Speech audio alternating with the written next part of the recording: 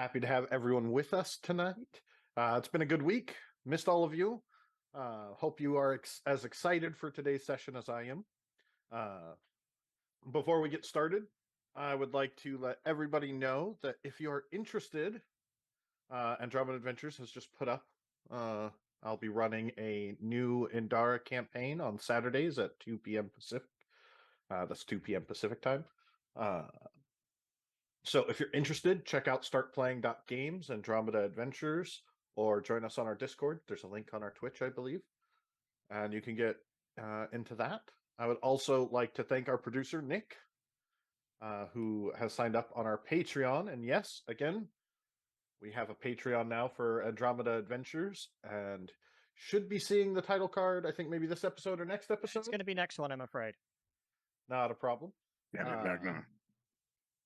Well, we still get that in order. But if you'd like to support us and Andromeda Adventures and continuing our stream and keeping it available for everyone to watch and have fun, please check out our Patreon. There's a link on our page. Or like, follow, subscribe. Check out our YouTube for all of our past episodes. And Andromeda Adventures will also be heading to RageCon in Reno, Nevada in a few months. When is that again, Kira? June 30th, July 2nd. Yep. So most of us are gonna be out there. Not all of us.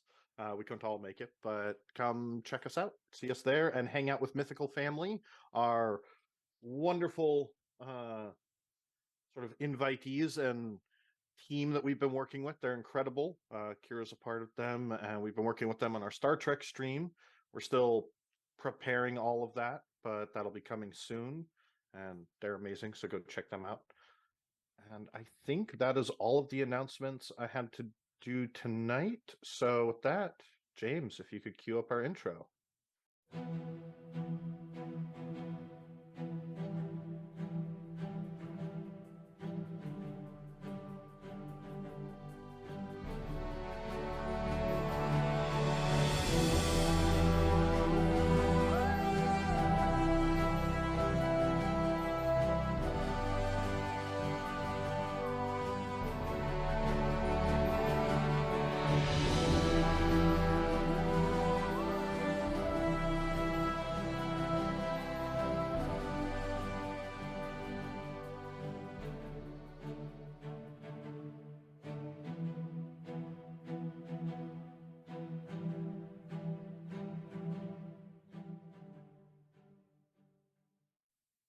And we're back.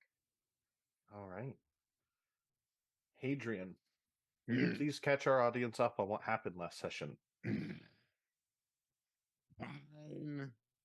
So after we woke up from the dream wherein we lost our dear companion Addis, we were all treated to a wonderful breakfast of what I think was scrambled eggs with like magical crystals inside of it that explains the crunch. By Wistora, thank you, Wistora, for cooking breakfast.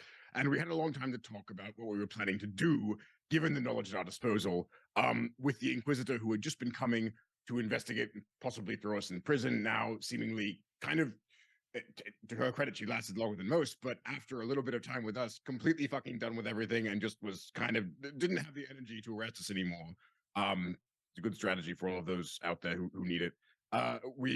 So basically we realized a couple of things. One, the ring on Garth's hand, as pretty as it is the ring of a dead colleague of Anais's named Lucille, who we later found out, tragically, well, Garth later found out, was the mother of Garth's Lapa friend, Codoris. And we are hoping at some point to use that against Jill, because we are all about 99.99999% certain that he murdered the person and disguised their ring as part of a ploy to get us to work for him.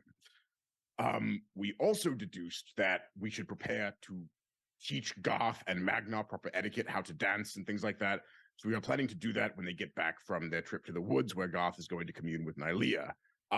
We did receive our formal invitation, along with a particular mask in the shape of a goat head from a bastard named Jill DeRay, who, no comment. Anyway, other than that, as we were sort of talking a couple of things that came up with it. We needed to investigate the courts, see if Astora could glean any useful information that would assist us at the Queen's party, try to find the other Marcusians, dancing lessons, picking up clothes, and then we had a knock at the door at sort of an inauspicious time, and it was who else but my dear brother Godric, who wanted to come to tell us to not fucking change the play that we were trying to change, or he would throw down with us right here, right now. And I feel like I murdered him verbally enough that we didn't actually have to kill him physically. So we sort of, that was a victory there. And he left exasperated. Cadoris and Quintilius stayed in the chateau while Magna, eagle-eyed observer and naturalist and survivalist that he is, spotted Godric's henchmen carving circles into nearby buildings, and we deduced after investigating them that these were summoning circles. Not quite complete, but they were centered around the palace with necromantic and conjuration magic. Obviously, completely legitimate, nothing suspicious going on there, no need to report it. But in actuality, of course, Anais wants to get the law mages to try and disrupt this ritual on the night of the Queen's birthday. As we had finished sort of investigating the city, I had wanted to have a talk with Anais because based on things I'd seen in the dream, which again, I do very much trust, especially because that dream took Addis from us. So it seems like a more real dream than most.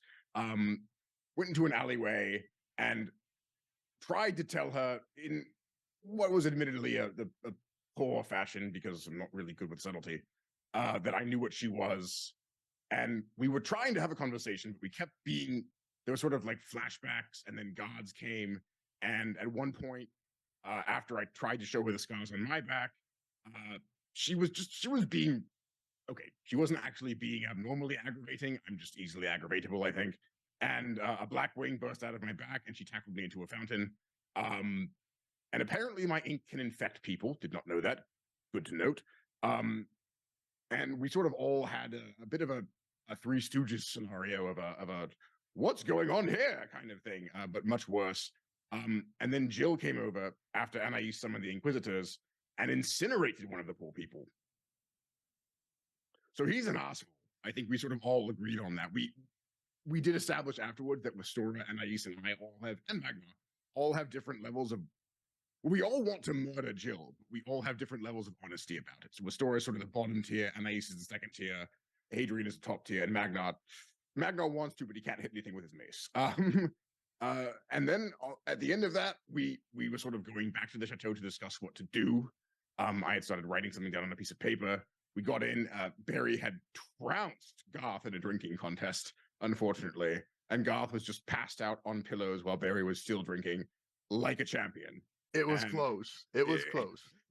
Garth says it was close. Barry did tell us otherwise. And I do trust Barry because he never lies. So yeah, we had gotten back to the chateau. I think we were sort of sitting in the meeting room as such. It's a bit more of a lounge. Yeah, There's just a couple of old bits of furniture, some bookshelves. It's got the globe with a bar inside of it. Meeting in the lounge, discussing what we were doing the next day, and that's I think where we're picking up. Trying to figure out who killed Mr. Body. Sorry, wrong game. According to the real ending, everybody. As you guys kind of sit around, and I believe one of you was in the process of carrying. No, we just left him on the couch. He's very heavy. I do recall. Just Okay. Wastora had gone up and like was like helping, but at strength Trying to 7, be just more kind of support, pushing him, kind of like just tap him occasionally. Yeah, Hadrian is sitting in the corner, just like scratching with a quill on a piece of paper, like furiously, but is looking up at everybody as well. Despite the excursion and adventures of the day and hazards that you have faced and struggles, it is pleasant to finally be back in the nice Chateau Breton. And the windows allow a little bit of a cool breeze to come through on the warm summer night. The lights of the city flicker in the distance. You can still hear the hustle and bustle of people that make their way through the streets, even in the late hours. But have a little bit of time to decide what your next action is. Those of you who have been keeping track would be aware that when you entered the dream with Addis, you had 7 days. Should have had 7 days. We have 5 Or- now, right? But you have 5. It will occur to you that you've spent more time in that dream than it felt like. Why trusted And it? the night of the masquerade is coming close. And there is only so much time left for any preparations you would like to do. Godric seems aware that you are at least interfering or going to interfere, trying, and has some machinations of his own. And the question lingering on your mind now is, what's the next step?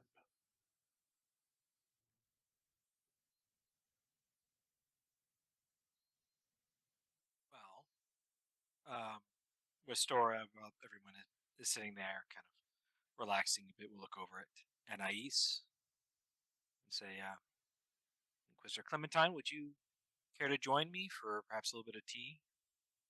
Maybe you could use a break after all the sort of activities of the afternoon. So Anna's the only one, it sounds like maybe, that isn't sitting. She actually refused to sit and is leaning against one of the walls in the room and is sopping wet still from the fountain with her hair very unattractively plastered against her face. And she is, for some reason, refusing to clean herself up as she stands there and just drips on the floor and listens to everybody. As you lean against, like, the water soaks into the old peeling wallpaper of the chateau, and it kind of has that crisp crinkle as you kind of shift against Yeah. it. Perhaps before then, though, maybe I can recommend a hot bath. We have one downstairs. A flicker of temptation actually crosses her face at that offer, which she tries to snuff out. A bath and tea both sound nice, but unless we have something serious to talk about with planning what's happening tomorrow or the next steps, I do need to get home at some point. Unless we're going, Sorry. unless there's more strategizing to be had after what just happened. Adrian like starts to look towards her, and he like immediately glances back down. You can see sort of like a little bit of red in his cheeks. He just seems guilty at this point in time. He's trying not to meet her eyes. What happened exactly? As you fall off the couch. a lot of things. I will give Garth. You know what? I'll say that recap I gave at the beginning of the episode was to Garth, as he's probably just not taking in most of it. I missed quite a bit. Yeah, you did. I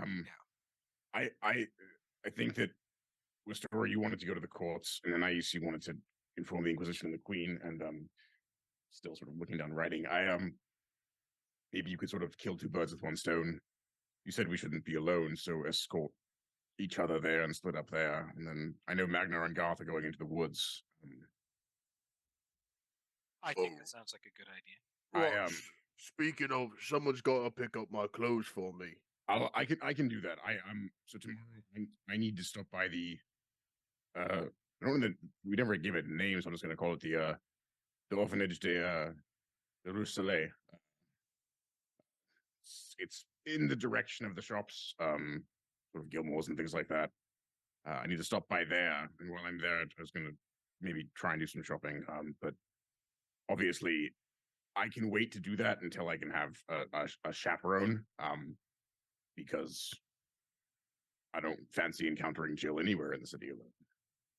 Oh, you pulled it for Just that. happened. After just what happened, none of you should stay away from Jill. Even more so. Well, No way. trust us, we try. Although I'm actually going to be having dinner at some point. It's Lucky you. Garth, you got sarcasm again. There you go. Yeah, I'm really pleased by it, but You might be able to get maybe some I can learn information out of something. him. I might be able to learn something from it. Yes. But yeah. Anyway, like I said, I need to stop by that orphanage, and if we can find out anything about the Marcusians, maybe after that. But I will wait until at least one of you, if not both of you, are free to go there, because I have no interest in going to the court at this point in time. I'll see if I can learn anything about the Mercutians at the court while I'm there. So you learn about the Marcusians and Well, mostly my desire to go to the oh, court. sorry. You ingratiate yourself at the court, and then you says question mark at the end of the. I do my job, which is protect the queen and the city in this moment. I could meet you in the morning with Stora. There's actually a rather nice tea house near one of the entrances to the courts. And then we could have that tea that you were talking about before we both go our separate ways, because I need to meet with my fellow Queen's Inquisitors first thing in the morning to tell them about what we found in the alleys and develop our plan for the party. I think that sounds like a lovely idea. And then send to me when you're done with that, and I can head towards my other destinations that I know that I have an escort. I think Restora might need. How much time are you going to need to sort of ingratiate yourself in the courtly? Probably most of the day. Probably. It's really hard to say because, it's a lot of unknowns All right. about how I'll do it, who I'll speak to, what information I might try to get while I'm there. It'll be a little bit of improvisation. I'll try to gather what I need together before noon or so, expecting sometime after that is when I should leave, but I'll wait. Okay, sounds fair. Are you saying Westora is going to escort you, or are you asking me to escort you? I'm asking you to, because you seem to want to get the fuck out of the court as fast as possible, and Westora wants to stay there for longer. And since Barry and Garth are leaving, I'm fine in the courts. It's just not my favorite place. But if I'm dealing with the Inquisitors, my Inquisitors, and the Queen, I'll be fine. right. Staying together in the city is more of staying away from Jill or causing giant scenes, like almost attacking someone in an alley and causing her to have to thunderstep you into a square with a bunch of people in it, and then you almost drowned her in a fountain. Oh, that was your thunderstep. That was my thunderstep. Oh, yes. I thought it was some new and weird side effect of his wings popping out. No, he was talking to me in the alley that Westora left us by, which I should have taken you up on your offer. That's not your fault. That's my fault. His wing popped out and he started to go a little bit mad, and it was terrifying. So I did the logical thing, which was try to snap him out of it. And in that brief moment, I chose Thunderstep to get him out of the alley and hopefully shock him into his senses. Regrettably, one of the only targets that I saw in the distance was that fountain that we slammed into, and then he tried to drown me in.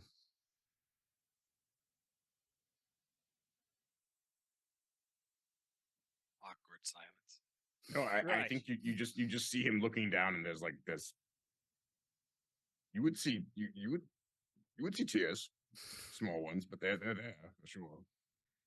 He's just. And then that's when I had to use the Inquisitor symbol, and Jill showed up. I think since we have a plan for tomorrow, considering all that has happened today, it might be a good idea for us to call in an early night, get some rest. I'm sure we're all very tired after today's ordeals. Oh, Garth, do you still have the ring on? No, Garth. I don't. What did you do with it? You'll never know. That so ominous. Can we see it on his hands, or is it not there? It's not there. Okay. Okay. That ring's very important to somebody that I know. All right. As long as you don't get caught with it, that's what I was worried about for your safety, but No, don't worry. It's in a very safe place. Oh, please don't keep it there, Garth.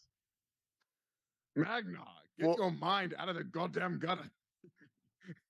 He hasn't got any pockets. Never mind. you didn't give it to Barry, did you? No. See Barry like. Wouldn't surprise me. So fine, Wastora, I'll wait for a signal from you or an ice, because again, I'm going there regardless. But I'll send you a sending. We've got those stones, right? So I'll do that when we're. Do we still have Addis's earring by any chance, so that we could awkwardly take? No, okay, probably not. All right. How much to get another one made? They were given to you. Yeah. Right, but how much would it be? Anyone have any ideas? The cost I of don't. items that are magical. It seems like East, make a history check. Wait, me? Yeah. Okay. You are the magic one here. Yeah, I was looking at something else to research. Hold on. History. 18. About 700 gold for it. We do not have that. On that you note, don't as I recall that, Frosty, can you remind me how long it takes a wizard to make a scroll when they have all the components? It's fast, isn't it? Yeah, they can make them pretty quickly. Okay. If you're looking for something like that, it's going to cost about 700, 800 gold if you're lucky, and you can find one in the shops. I can make a scroll. I can make a scroll of sending or two if you really need. But we're talking about you being able to contact us. Yeah. I can cast sending. Oh, well, we didn't know that. We don't know anything about you. That's true. I'm a wizard for one, so Well, that doesn't mean you have sending. There are wizards that don't. poor wizards. Wow. That's the most classist fucking thing I've ever heard out of the mouth of anybody except for Gilles de Rais. I didn't mean monetary, Hadrian. I meant bad. As you feel sorry for them. Oh, Yeah. poor as in inferior and not very good. Got it. Yes. No. She was saying she felt sorry for them because poor and inferior also kind of has like a very imperialist overtone to it. I'm going to bed. If you all need anything, you don't know where I live. Have a good night. I wait. I'll send you if I need something. As she's Right. walking, he's scratched and finished, and he's going to try to hand her this note. I meet you here in the morning. That'd probably be best. I'll take you towards the courts and the tea house that I mentioned. I'll meet you a little after sunup.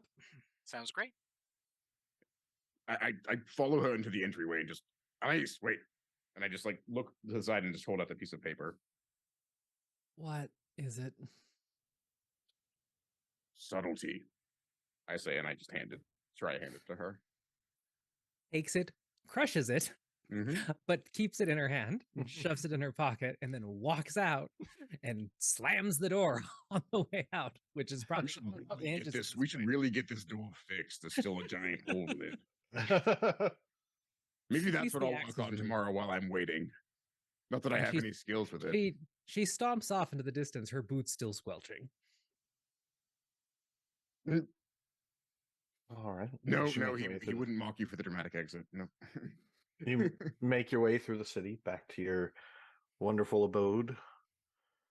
A nice 2-story manor with a bit of a basement.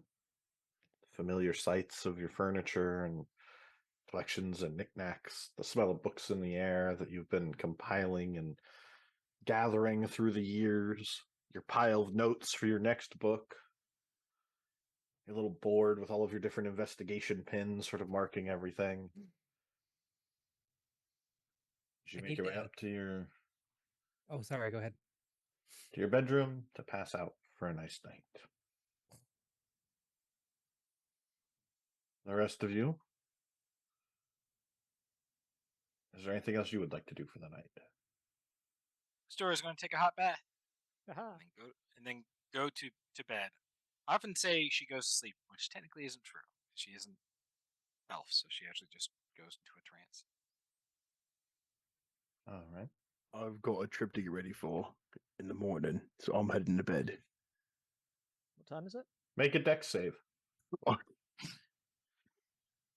drunk. No, disadvantage. Fuck. 25. So you kind of Stumble, stumble, fall, roll, stand up. Leave a little bow. And I head into my room. Try to start packing. The rest of you enjoy the evening. Ostora, you have a very pleasant, nice, warm bath in the basement to yourself. Feel the stress of the day kind of wash away. Soak yourselves with the various perfumes and scents and soaps that you have. I'm gonna go to my room first again. So getting ready for bed, I do not really know what this is gonna do, but I have to try. I'm gonna pull out a knife and like turn around and try and see if I like what happens if I take the knife to one of the black like extensions from one of the wing scars.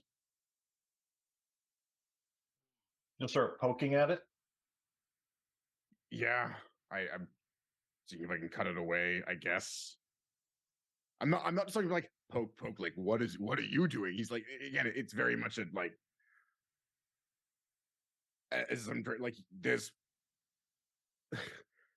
freaking out a bit. He's not like, I'm not screaming or anything, but there's like there's an internal like not like an angry because I know what happens when I do that. It's just it's very like existential crisis and trying to what the fuck is going on? Like why can I never get rid of this? Like what is happening here? I need to stop this. I can't. There's yeah. Make a Constitution save. Give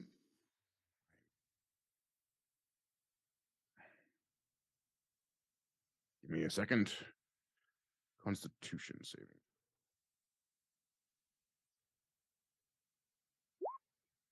13. I'll use my inspiration. 12.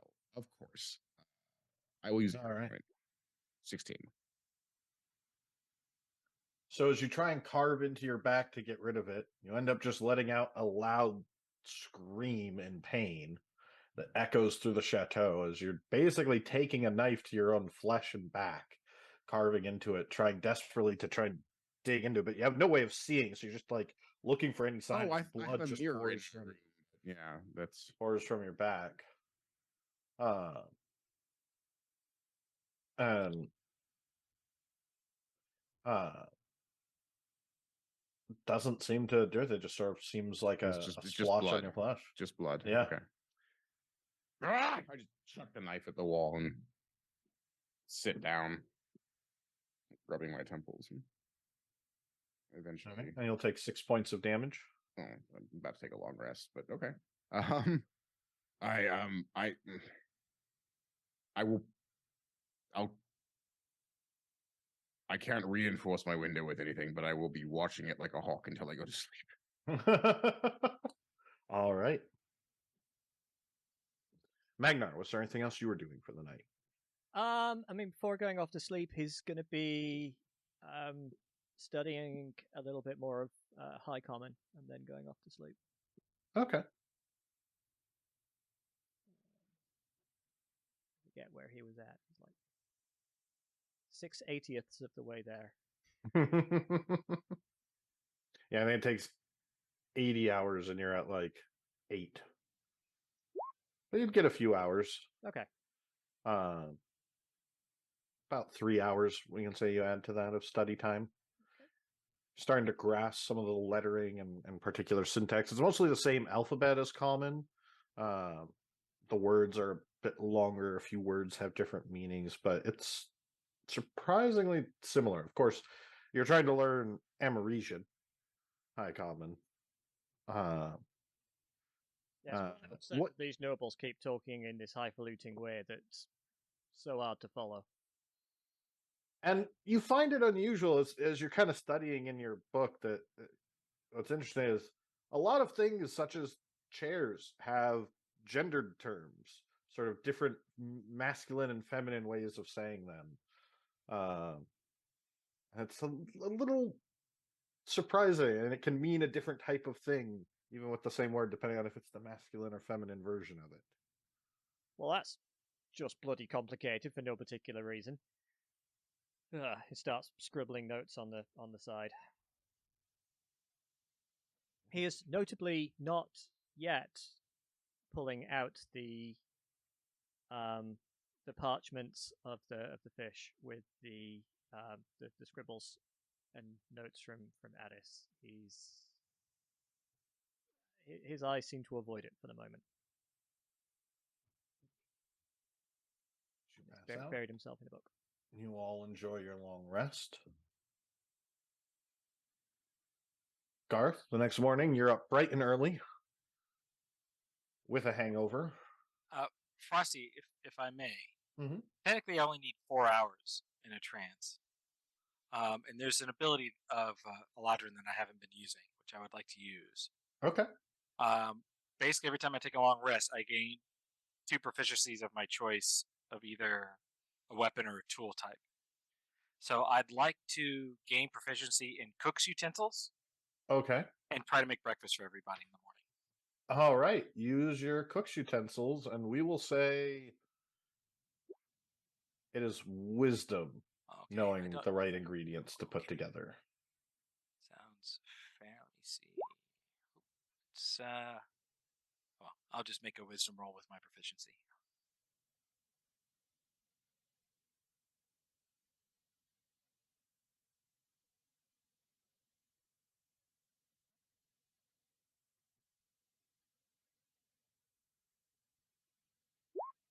$14.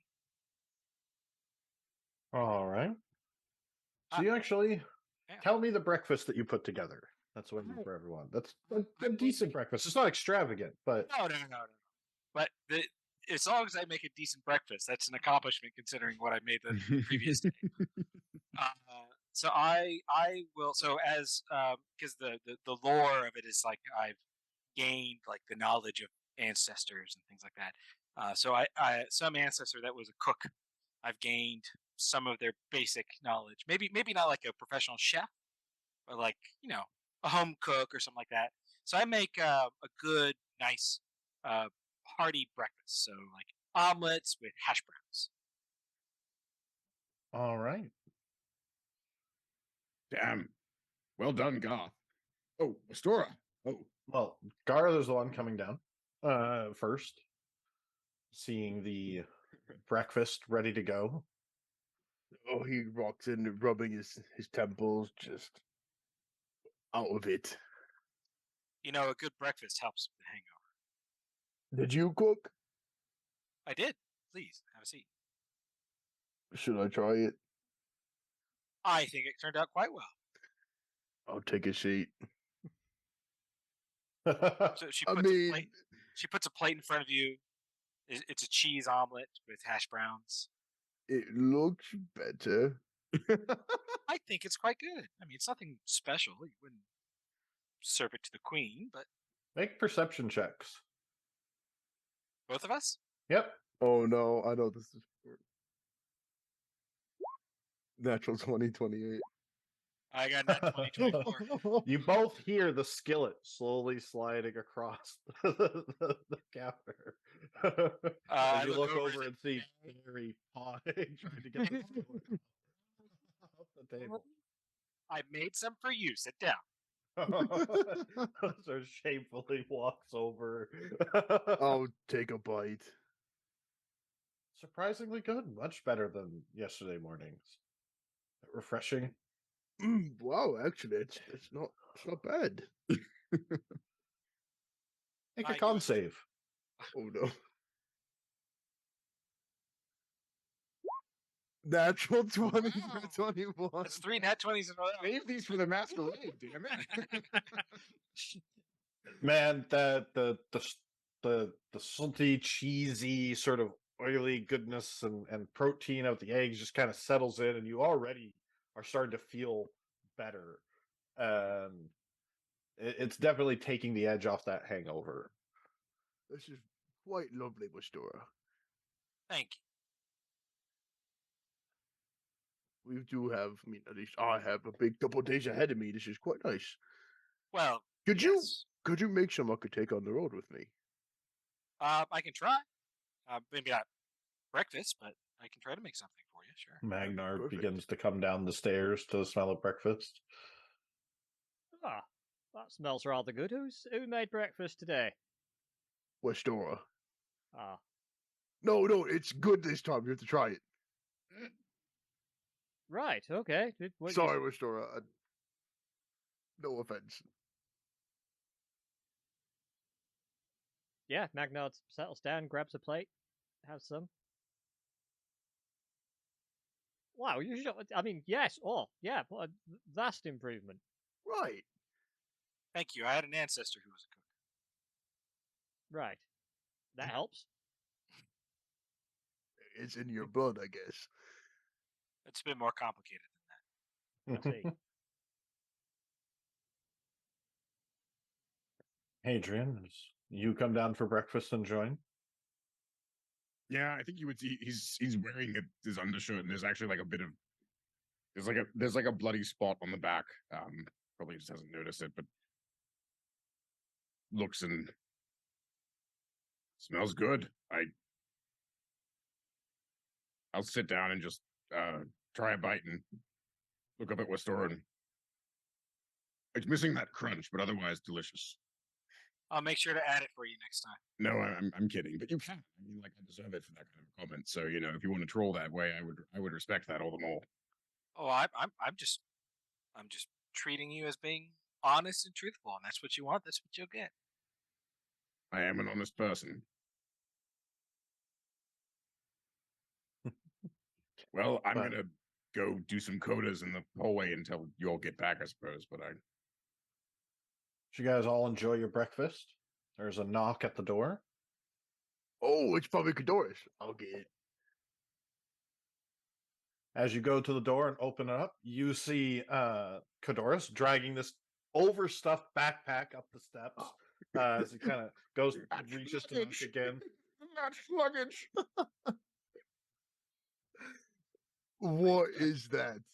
This is everything you said to bring. I bought all of various maps and books on wild animals. We are leaving for I 3 even days. I bought a costume set for the taking things, some painter costume supplies. set? Well, yes, I mean you want to look. We're going on an adventure, right? You have to look, see, and he kind of pulls out and digs out and pulls up this big, heavy thing of like what's obviously wood armor, but it looks like it's like carved into the shape of leaves, like this magical looking breastplate, but it's just carved from wood. Right? We have to look the part like adventurers as we travel. No, How heavy is that? not too bad. Yeah, try it on. I thought you might like it. Wait. If you're able to wear armor like this heavy and still move around, you're stronger than I thought you were, honestly. It's surprisingly lightweight. Yeah. But we are leaving for probably 3 days at most, right? We're not leaving the city forever. You don't need all of that. So I do not. Traveling light's very important. Should I leave Oxius? And he pulls out a little stuffed octopus with one little Absolutely eye not. that's missing. Absolutely not. He comes along. Straight to Garth's heart. I'll grab my. He's by familiar. Yes, he sets him on his shoulder because magical wizard. Yeah. Of course. Magnar is coming with us, I believe, unless she wants to back out of it for some reason. No. So, Oh, did I hear my name? yeah. Cadoris, this is Magnar. Ah, Magnar, but my friend. Cadoris. Oh, you. Wow! Don't you look like just amazing? Are those real priestly And oh, is that made out of? He kind of taps on the metal of your of your armor. Yes, Makes it think. Yeah, it's all quite real. Oh, I have to You say, just your know all armor, kinds of adventurers. your armor is, I have to say, unique. It's made of wood. Did you make it yourself? No, I commissioned this from an artist in town. Ah, I It see. was for I was trying to make myself like the noble Fey prince from the wilds who had mastered the wilderness and was the great sneaky blade of the trees that hunts and stalks in the shadows. I had this whole character planned out. As see, so did you- Go ahead. Restore passes by as he mentions the Fae from the wilds, and he gives him a dirty look. Like Hadrian has just like gone into the hallway to start practicing his codas, and he's like, look, this sword like murderous looking person just stares at this like whatever. Just like starts going through motions with the blade. So that's your armor. Did you say you described it and the artisan sort of made it as this? That is right, yeah. A local artisan, you say? Indeed. Francois Moret. Ah, okay, I see. How well made is it? Sorry, this is. I mean, I know it's wooden armor, but I'm just wondering how well made it is. Make as you kind of examine it, make a woodcarver's tools check. Oh, that okay. I don't even know how to do that. All right. Just roll his intelligence, I Just guess. roll Right? intelligence, okay.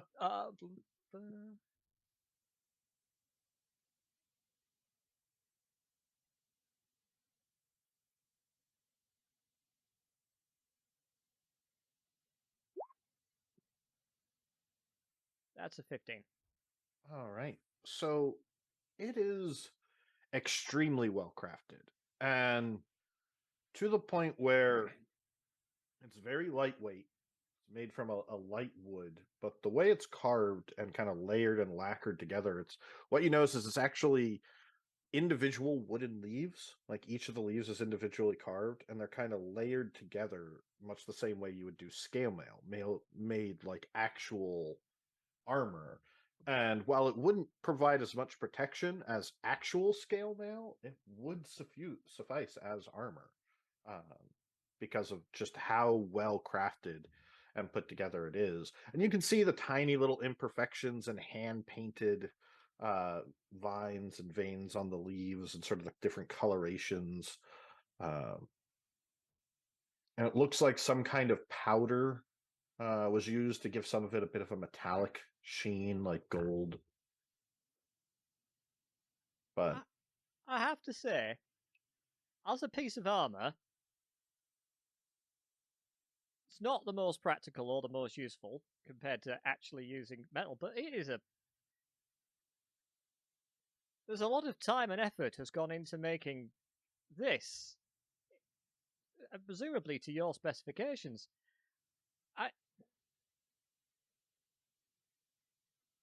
I think, yes, today I will call upon the blessings of my God to make this finely crafted, well thought out, and well designed piece of armor protect you this day. oh, my gracious thanks. Yes, I thought it would make a wonderful costume. As I said, I had the whole character in mind. Well, where we're going, it might need to be a little bit more than costume, so let's see if this helps at all. We'll be fine. We have Barry with us. He'll protect That's us. true. He'll scare off any animals in the woods. When do we leave? Like now. I've got to go grab my stuff, and I'll be back. Should And I Barry. just leave my bag here then? No, you can carry my bag. I'll carry that one. Oh, okay. Is it heavy? It is.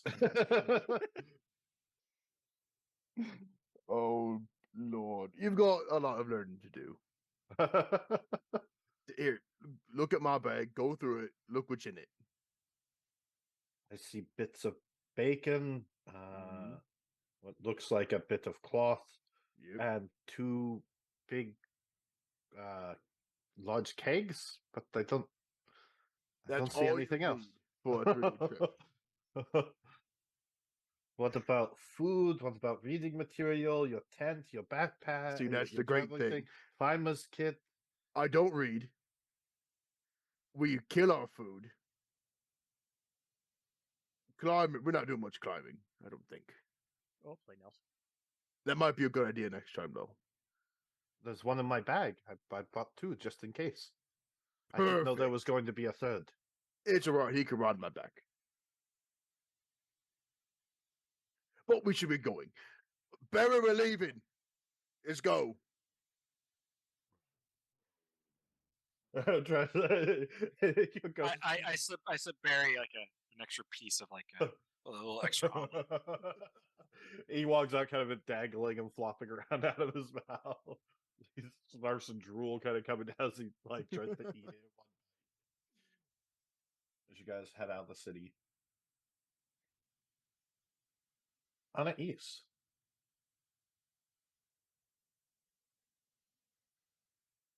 As you wake up for the day, prepare, and head downstairs, see the large blue cloak with the orange or the pink and blue large frilled collar and the slicked back greasy hair. It was rather interesting running into you yesterday in the middle of the court. So tell me, with all of these little investigations that you're working on, he kind of plucks at the billboard a little bit and lifts it a little bit. What is it that you're exactly planning to do with that little group that you've encountered?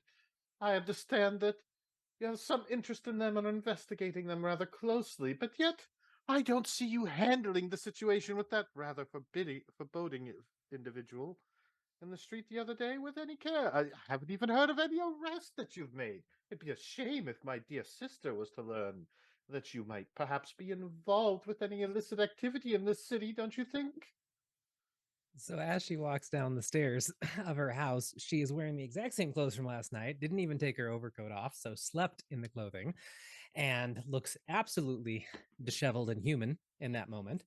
And just stops halfway down the stairs as she catches sight of Jill and listens to his little rant and just tiredly kind of looks at him as if this isn't the only time this has happened.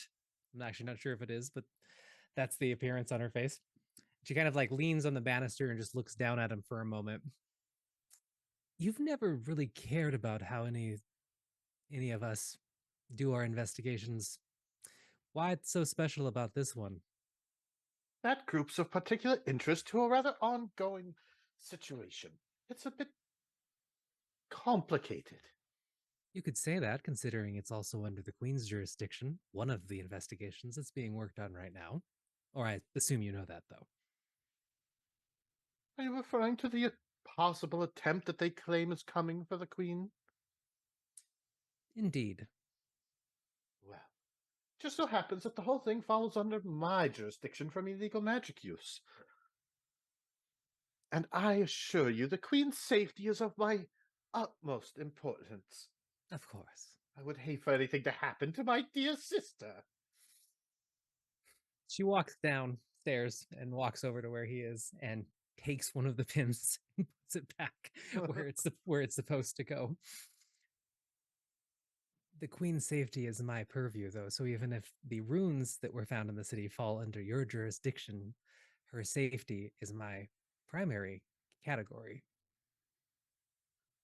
As is the safety of the entire nation. Very much so. Sometimes you don't need a strong hand with these things, Jill. If I would have arrested him yesterday, it wouldn't get us what we actually need. Do you want him? You really want to experiment on him? You want to take him down? You want to try and tear him apart? What if it unleashes something that takes over the entire city? What you don't understand is he's a tool in this whole thing. Of course I'm fond of you playing your little game with him, as am I. It's all for the greatness of our country, my dear Anais. But you see, we must play this game carefully. What's at stake here is far beyond your comprehension. Then why don't you educate me for once instead of just speaking in riddles, Jill? Especially since you let yourself in my house before I even woke up today. You always go on and on. You always go on and on, but you never actually give anything away all these years that we've worked together.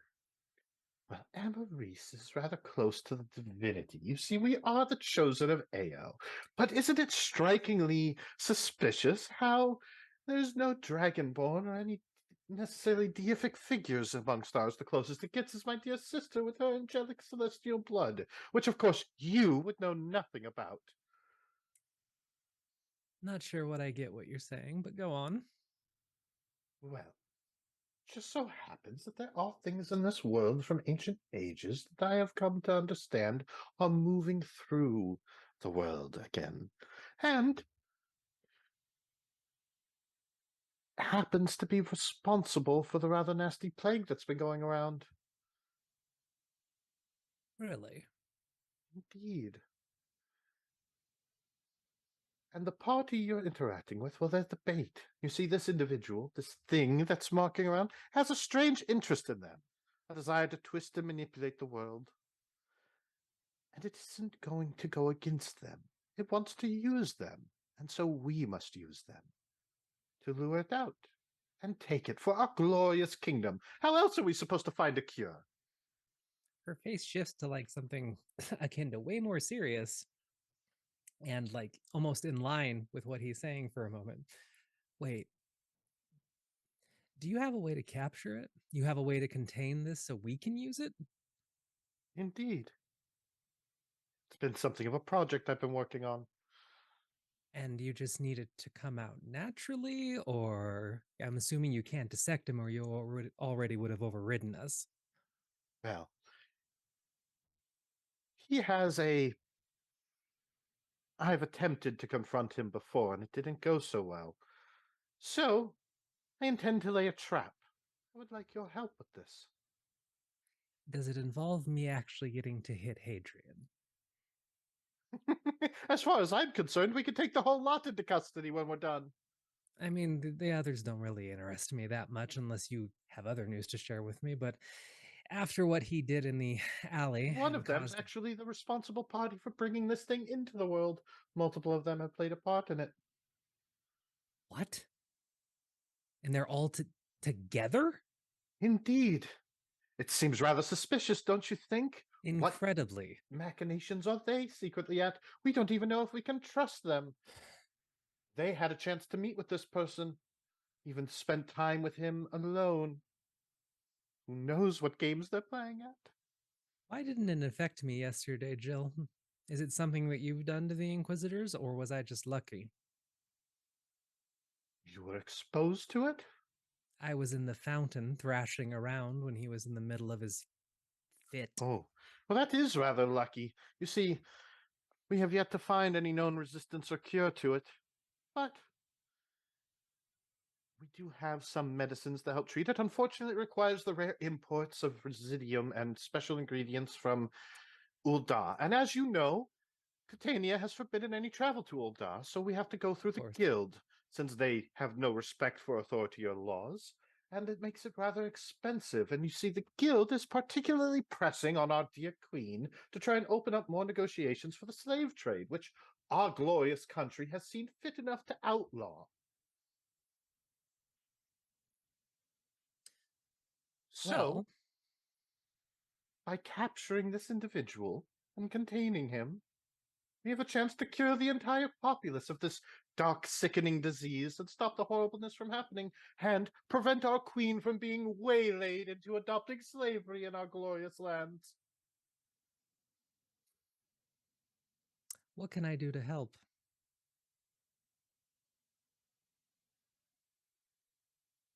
We need their help in setting a trap at the masquerade. I intend to arrange for several inquisitors to be present. I have reason to suspect that this individual is going to attack our dear queen on that wonderful night. You're her- talking about Godric or Hadrian, to be clear. Oh, they're one and the same, linked to the same entity. In fact, it was Hadrian's idea to bring this thing into the world. So, Inquisitors, yours, I assume, not mine? But yours will be busy protecting the queen, won't they? They will. And don't they have... I mean, what about the city and all of its people? That depends, Jill. What do you want to do? Because I still think having them work on disrupting that thing is probably a good idea, unless you have another plan to deal with what was scribbled on the walls, because that Devote- wasn't child's play. Devote yours to handling whatever's going on around the city, and I'll have my inquisitors at the party. All right. And you're going to wait for Hadrian Godric, the one and the same, to attack and then strike? Well, we do have to lure our little guest out, don't we? We do. He's very powerful, though, as I witnessed yesterday. So, unless you have glyphs or some sort of trap set, I'm not sure how you're going to get him easily without plenty of the guests dying. Well, you can't make an omelet without breaking some eggs, now can you? I suppose not, but I'm sure that, as you said, your dear sister would prefer if you kept the casualties to a minimum. And Oh, me I and endeavored to do my best. me and one or two of the other Queen's guards might be able to at least be there to back you up or keep the civilian casualties down, depending on your plan. Unfortunately, I won't have the ability to prepare anything within the Winter Palace. However, if we can arrange or you can convince the particular party to push our guest Godric out to the fountain and courtyard, I can have something prepared there to capture him. The courtyard. All right. One question. At least one. Oh, I'm sure What? there's always more. With you, Jill, there honestly is, especially considering how our paths typically don't cross most of the time. But in this case, with the investigation, because I know you decently well at this point, as you know me, and I also know the little games that you like to play, such as the note that you sent with the mask for me and everything else. And the question involves the ring. Why give them that, and what is your play with that? As if you wouldn't know that I have seen it at this point. Oh, I'm not going to tip all my cards over to you. So the fact that, sorry, can you remind me of the name? Her Lucille? name, Lucille. So the fact that you had Lucille's ring and you gave it to them and cursed it, I'm guessing was your handiwork. That's not going to give me anything on that. That's a rather insidious accusation, Oh, and yet you have it's no proof. Jill. It's the two of us. You know that this house isn't spelled. You also came in here by yourself. You know no one's listening or anything like that. Are you going to play the game even in private when it's just the two of us? What's the point? You don't have an audience. I suppose you're right. And with everything that we've acquired on each other, it's not like a little bit of mutually assured destruction isn't fair. Very well. It's simple. Once I've accomplished my goals and we have taken this individual and imprisoned him and stopped the threat to our country, this ragtag group serves little purpose but to hang for their crimes. Framed for the death? They were in the right place at the right time. It unfortunately happens that way sometimes, doesn't it? Actually, I lied. One more question, but this is just a sheer curiosity and professionalism at this point. Did I miss my morning spell once?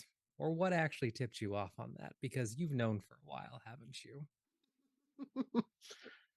Well, you see, my particular family has kept records of everyone's ancestry and history, and yours never quite lined up. You've always been really good at forging the documents and keeping yourself in just the right place, but it never actually lined up. Your spell work was quite impressive.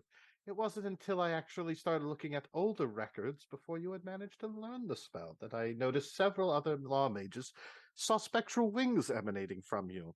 You really should do better at covering your tracks. She actually starts laughing, like genuine laughter in response to Jill, and just kind of like takes a moment and looks truly like bemused at the situation. I Well done. I never would have thought that the records went back that far. It was a clerical error, but well done, Jill. You are good at your job. Another thing I might advise. Hmm? The magical license you applied for when we opened up the borders to Emery's back after the war with Aldwin. Before you were Still born, on yes. file. It's still on file with your original name. Might want to look into that. The original one? Yes, when you applied for sanctuary after the war. Hmm. I'll keep that in mind then. Maybe I'll have to pay a visit to the archives. Good luck with that. Thank you. Good luck with setting your trap. I will do my best to make sure that the city stays safe and aid you as much as I can. All I could ask for, my dear fellow Inquisitor. Of course. Have Such a a good day, splendid Jill. meeting. Of course. Good day. He just kind of gives a spin and vanishes in a puff of smoke. Oh, Show I really should actually have words on this place. And she's gonna grab a book off the table and then walk out and slam the door. All right. And actually, question, I don't have no idea how the timeline's going on this, but if it's possible, she was going to try and bump into Garth and Magnar before they left, but if she missed them, totally fine. Unfortunately, by the time she makes it to the house, she will have. Okay.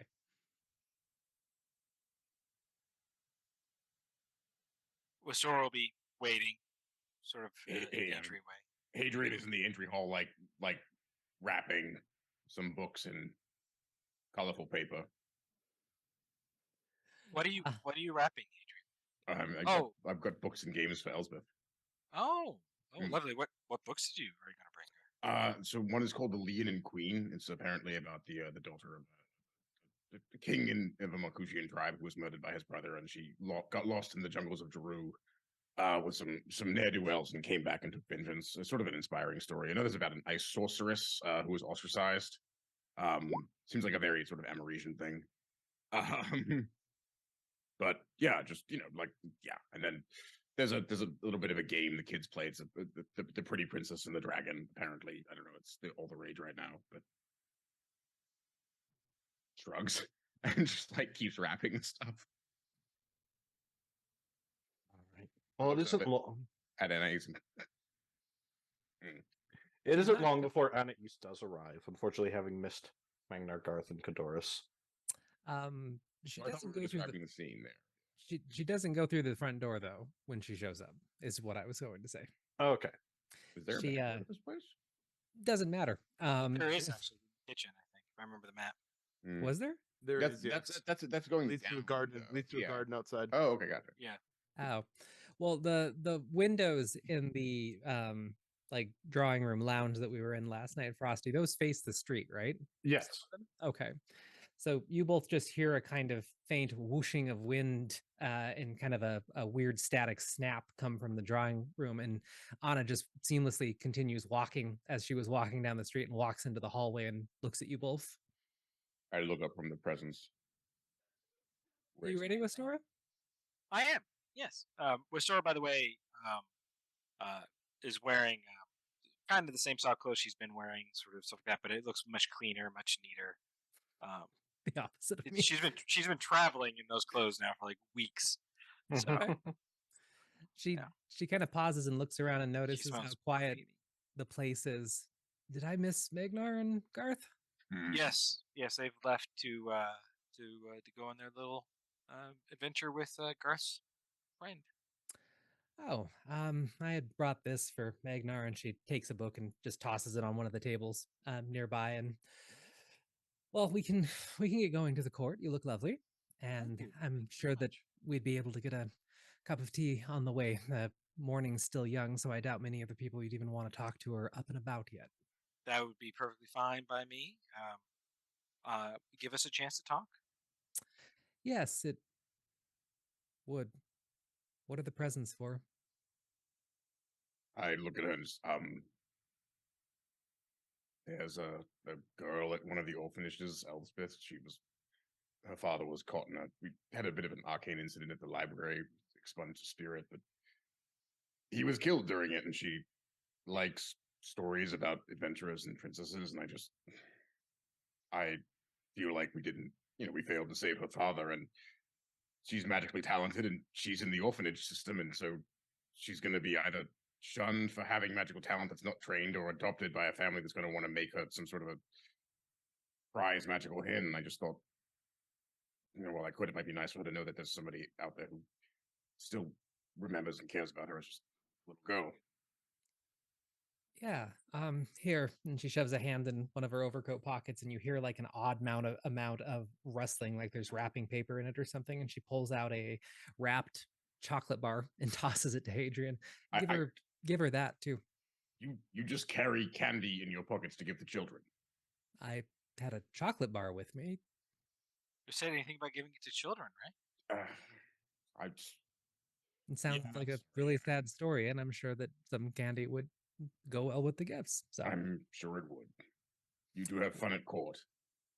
It's always fun at court.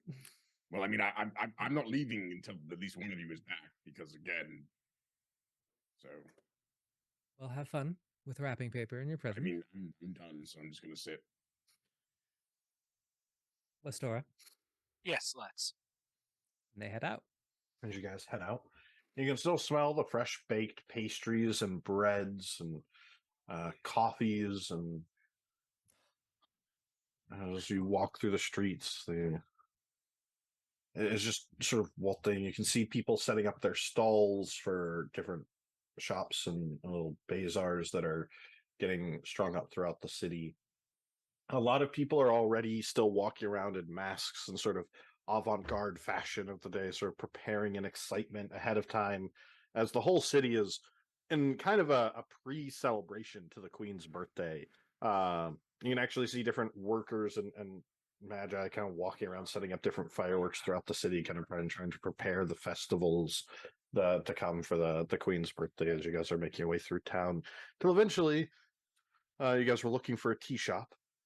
Yes. Well, you can see the sort of sharp angled narrow building that is the main floor is kind of tea shop where the family lives. Up on some of the higher floors, you see it's got a long patio with little gardens and trees kind of planted around with flowers, and the whole thing's actually got a sort of sleek brown and green trim to it, as though it's like a little designed to look like a tiny little forest in the area. And you can see a couple of well-dressed individuals kind of having tea outside on these various different kinds of saucers and plates. And you actually see little pixies floating around, like refilling people's tea.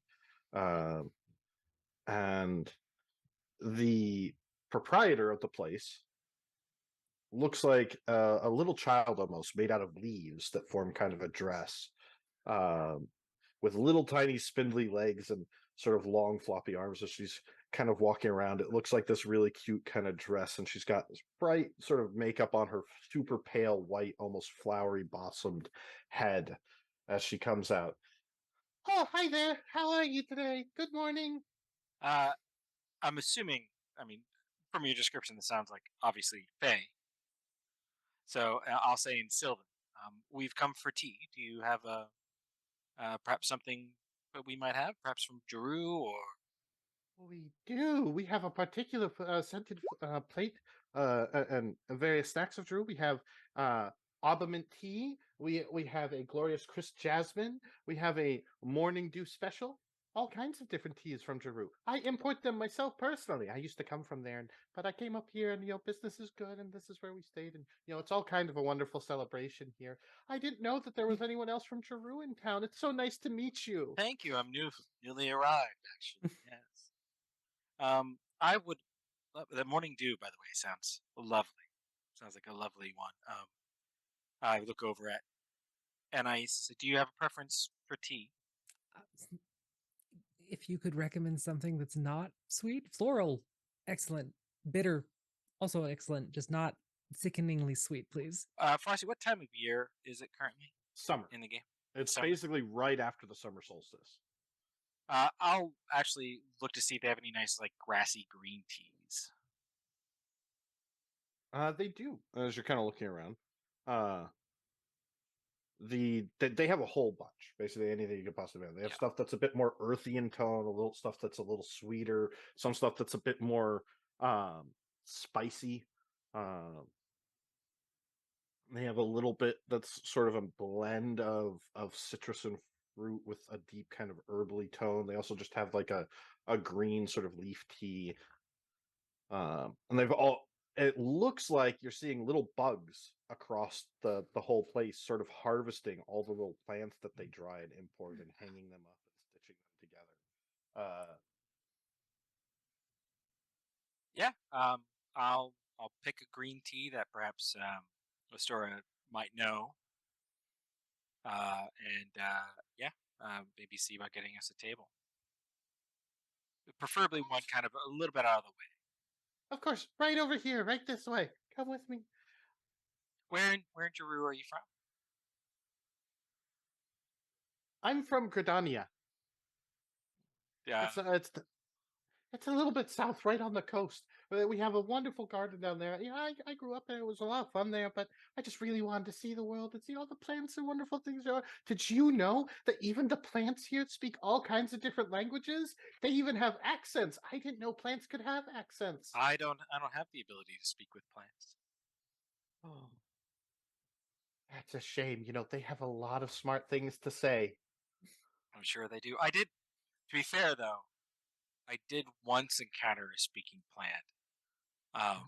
He was a he actually spoke normally, um, but I That's swear impressive. he was on drugs for most of the time. You know, there's a lot of bad weeds out there. I don't know what I can't remember what happened to that plant. Now that I think about it, But it's so pleasure to meet you. I'm Sharufu. was it Doug? Was his name? I can't remember. Yes, well, I'm sorry. What was your name? I'm sorry. I Oh, guess I'm Sharufu. It's nice to meet you. with Stora Fresh Snow. It's a pleasure. Wait, you aren't of the fresh nose, are you? Um, depends on what you mean by that. I come from a family involved in the courts over the years. Yes, weren't you in the servants of Lady Zamira?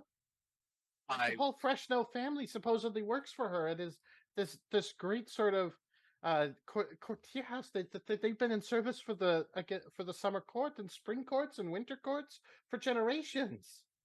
yes, I am familiar with with her. Yes, I am currently not working for her Oh, though. I have like you, I've traveled.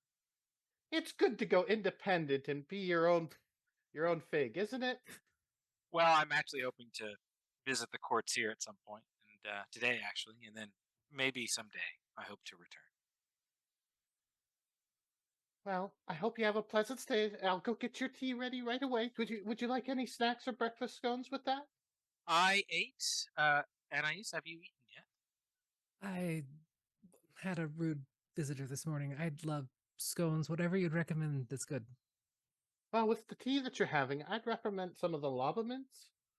They're really good. They have kind of a bit of spice to them, but they're nice and soft and crunchy, and it really pops the sinuses open. Yes, that sounds wonderful.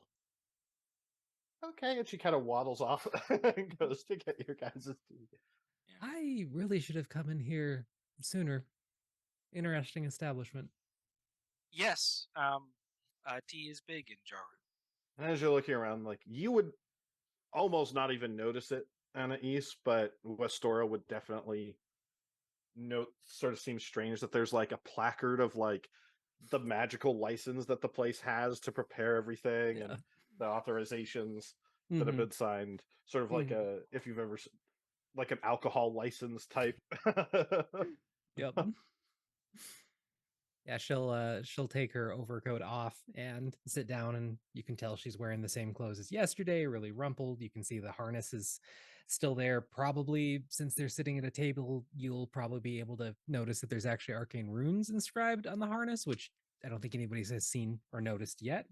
And she'll try and get as comfortable as she possibly can while looking slightly awkward in the fancy setting. Wistora, on the other hand, probably looks much more natural in sort of the more fancy setting. She probably very neatly sort of like pats out some of the mild wrinkles she's gotten since the morning, and then she kind of sits down and very properly puts her hands in front and sort of waits for the tea and says, "You mentioned a rude visitor this morning." Yes, I hadn't even had a chance to have a glass of water, and when I came downstairs, your favorite Inquisitor was standing there waiting for me in my locked house, playing with my things. Jill is not the most polite in the world. You could say that. Very intelligent, which I can't deny, and it's kind of maddening, to say the least, but wickedly intelligent, as I've come to find. Intelligence takes many forms. I would say he lacks in some areas and is strong in others. Fair, fair, but yes, he had quite a lot to say about yesterday and the fact that Hadrian still walks the streets and all that, but he eventually let me get on my way. It just wasn't how I wanted to start the morning, to say the least. It's always a rude morning when you see Jill. Trust me, I've had a few of those myself. But actually, I was hoping to speak with you in all of the hubbub of the last couple of days. Um, you know, you really haven't had much of a chance to really speak with us about your investigations. When we first met, I was not in the best of moods, and myself was quite rude, for which I apologize. Hadrian is typically rude. Uh, uh, so I just thought maybe, we could have some tea, speak a bit, and maybe I could help you. Frosty, would I have this place is magically licensed, it's a business. I'm How easy would it be for me to discern if there's any kind of like shielding in this place, if there's any wards or anything like that? I kind of doubt it, but I'm just wondering like how much privacy we might have in the moment and if I'd be able to like arcanely suss this out. You could always do a detect magic or look around with your true sight ring on to kind of get a glimpse of any enchantments that are around. At a glance, Mm-hmm. without identify or detect magic or something specific to be like, that's what this does. Yeah. You're not seeing any obvious. Most of it's just enchantments to help keep the breads and everything fresh and plants growing. All of the little creatures that are around you would recognize are actually familiars that have been summoned by the different people that work here to manage, basically be staff. There's a much grander, I can't remember the name of it, but it's uh like you can summon multiple familiars at a time, and that's kind of Mm-hmm. what people are doing Flock here. of There's familiars. flock of familiars. There's also the licenses for their general um like to sell their more expensive teas and pouches that are actually magically enchanted. You would see that they do have pouches to make basically like healing potion tea, potion of restoration tea type stuff. Okay. Um, well then before she like properly answers, she's gonna kind of just hold up a finger at Wistora and do, not try to hide it or anything, but does the somatic gestures and stuff that she's casting a spell. And she will first do a detect magic just to see if anything major pops up along with the true sight. Uh, the only thing big that would pop up with True Sight or with the Detect Magic, is that uh, there is a bit of Fey wild magic kind of woven into the place. Mm-hmm. And you're not entirely sure they're authorized to have a glade in the city. Okay. And also, you would probably notice that the store's clothes are magical. Yes. Oh, okay. Completely? Yes. Like summoned clothing. Yes. Very, very well. More like um, you would probably. I guess the magic would be transmutation, the ability to change Mhm. it. Would probably be the school of That'd magic. be I would guess. transmutation, yeah. Yeah. Okay. She'll kind of nod, and you'll see her kind of glancing around the room, and then she'll put her arm down on the table, But palm you're up. not picking up any scrying or recording stuff or sensors or anything like that. Perfect. She'll put her arm on the table and kind of extend a hand to Wister and say, "Would you mind if I put a non-detection spell on you for at least the time that we're together here, so we could talk a bit more freely?" Not at all. And I give her my hand. And just quickly trace a rune on her palm and press my palm to hers and cast non-detection. So for 8 hours until I end it, you're hidden from divination magic, and you can't be targeted by divination magic or perceived through magical scrying means. So just cast it really quick and then lean back in the seat. Sorry if it seems overkill. It's just Jill. And No, I've dealt with Jill now for longer than I care. The paranoia is very justified.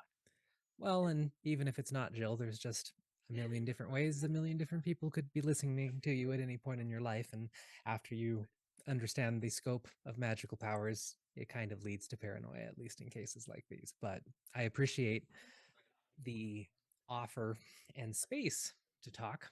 I was not in the best of moods the night that we met either, and that had nothing to do with the axe that almost ended up being embedded in my face, which I oddly find charming now. And I don't know if that's Garth or Barry or the combination of the two, but I can't get over how charming they are even after that. They are an incredibly adorable couple. Couple? Well, not in that sense. Okay, No. I did just checking. They're a pair. They're linked.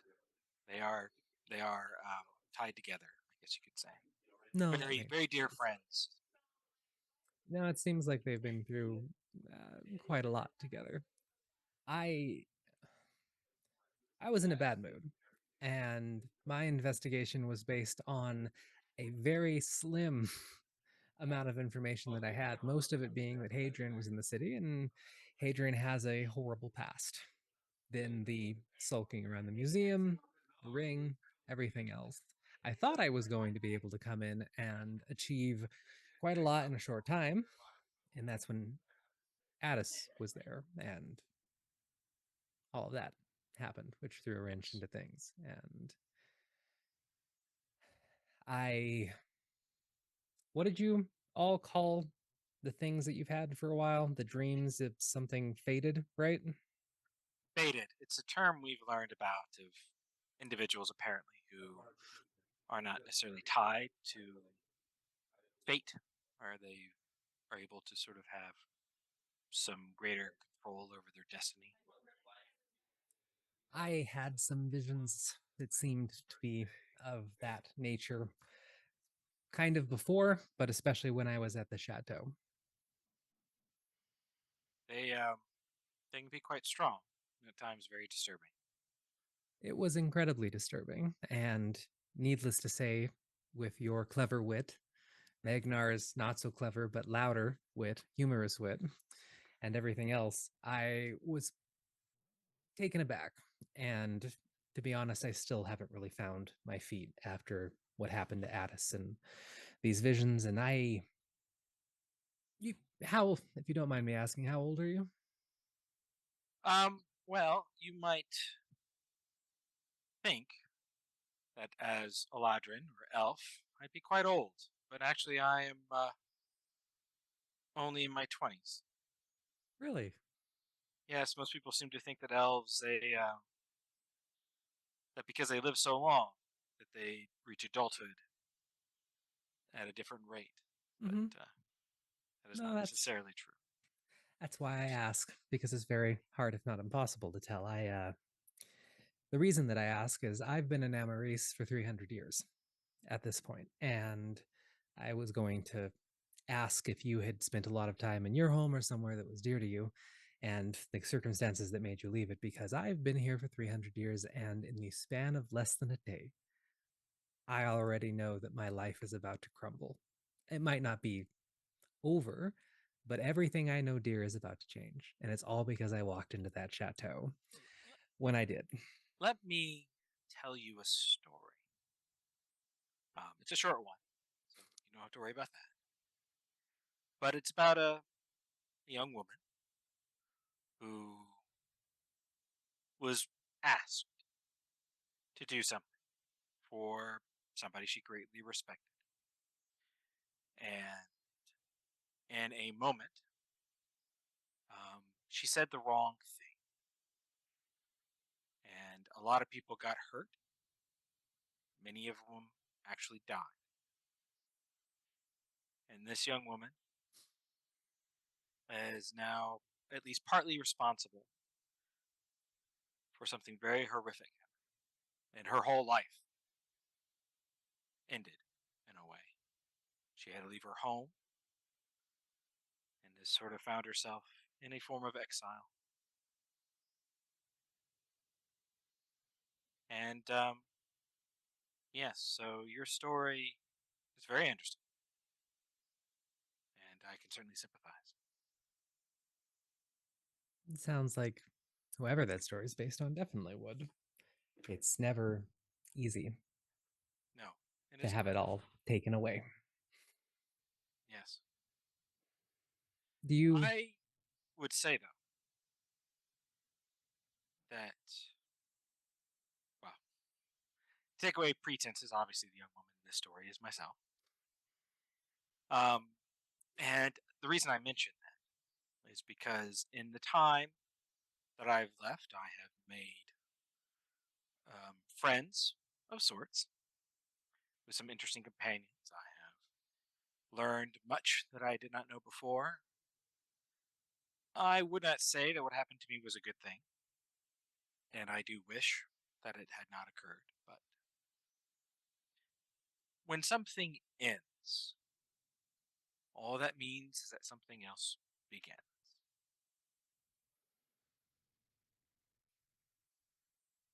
You're right. I might have been stuck in a bit of a rut too, so might be a little bit too comfortable after 300 years in the same spot. So I appreciate the honesty and the advice. And in the theme of that, do you trust them all? My associates. Yes. You said friends of a sort. It seems like you're endeared Well, to some more than others, but I would trust any of them with my life. really, I would. Even Hadrian, which I know you might be thinking. the jury is out on Hadrian I, right now. I've, if I may, I've been traveling with Hadrian now for feels like ages, but it's probably only been 4 or 5 weeks, maybe a month or two. I don't know. I really don't know. Mhm. Time often blurs. We started off in one Oh, place. We traveled almost a month. almost Almost a month. almost a month. I think Wasora would still be a bit like that though, because time really does feel a bit. Yeah. There's been a lot that's been happening this month. And when I first met him, he did not have much, if any, real recollection of his life. He had Hmm. memories, but those memories apparently were false. He'd be a better one to ask for that kind of information. But he basically has been told that he's a horrible, horrible man. He has been getting snippets of terrible things that has happened or that he has been responsible for in his existence on Earth. But the Hadrian I first met, the Hadrian I have been traveling with, is certainly not somebody who willfully would do something like that. I think he is very much a man who desires change. He seeks to correct mistakes. He seeks to improve himself. And I think when you look at him and you look at what he's doing, I think he deserves an opportunity to improve who he is. And I think he can accomplish that with a little bit of support and help. I mean, everyone deserves that sort of chance, so it makes sense. just not the best. Not the best at one-on-one conversations. I think. Adrian? Not Yes. terribly, no. No. But when he wants to be, or when he has the opportunity to, perhaps, he can be quite eloquent and quite capable of expressing himself well. But I think he's got so much going on with him right now. Got to keep in mind his whole life. We're talking about lives being upended in the span of a day. Thought he was one thing, and now he's suddenly something else. It is a very difficult thing to go through, and I can only partially imagine the type of emotions and experiences he has. Yes. So I know. I mean, when you first met him, you were referring to him by Padriel, which I understand was his name for much of his existence. And I understand that, but I do think Hadriel and Hadrian are not quite one and the same. One is a person, Hadrian, that I know. Hadriel's a story. So, to me, that's something that is not linked entirely to the man I know. To be honest, and please keep in mind that I would never say this to him, I was terrified when I knew that he was in town because I know a lot about what Hadriel did, and I know a lot of the details, and even with what I am and who I am, people tend to think Inquisitors are invincible and all that stuff. I'm not. And the stories alone are enough to chill my bones. So when I knew that he was in town and that I was going to have to face him, I was terrified and was on guard because I was ready for a fight. I had even thought of having to literally lay down protective wards to lure him into before I would confront him. So I was not in the best mindset, especially when we went into the alley. I was still in that confrontational mindset, and then he threw fuel on the flames. Please understand, I did not do that thunder step without it being very warranted, but I get what you're saying, and I feel like after my limited exposure to him, I see what you mean, and I might have to He is try and separate the two. he is at times still quite unstable, but I do think, no, I know that he's on the path of redemption, path of changing himself to something better, because I can see when you look at him that that's what he wants. And I believe if somebody really wants something that badly, they can do it. I'll drink to that. I assume we've got our tea by Yes, I just didn't want to now. interrupt. No, I figured. I'll raise And the with tea to that. we will take our break. Right. And so we return. As we do, Anna Issa and Wastora return to their finishing their tea and going about their day as they head to the courts. Hadrian, you were gathering up Waiting your in the presents chateau, but and waiting yeah, at the chateau, Yeah, I growing understand. bored and heading out to the orphanage. As you make your way through the town, make a wisdom save at disadvantage.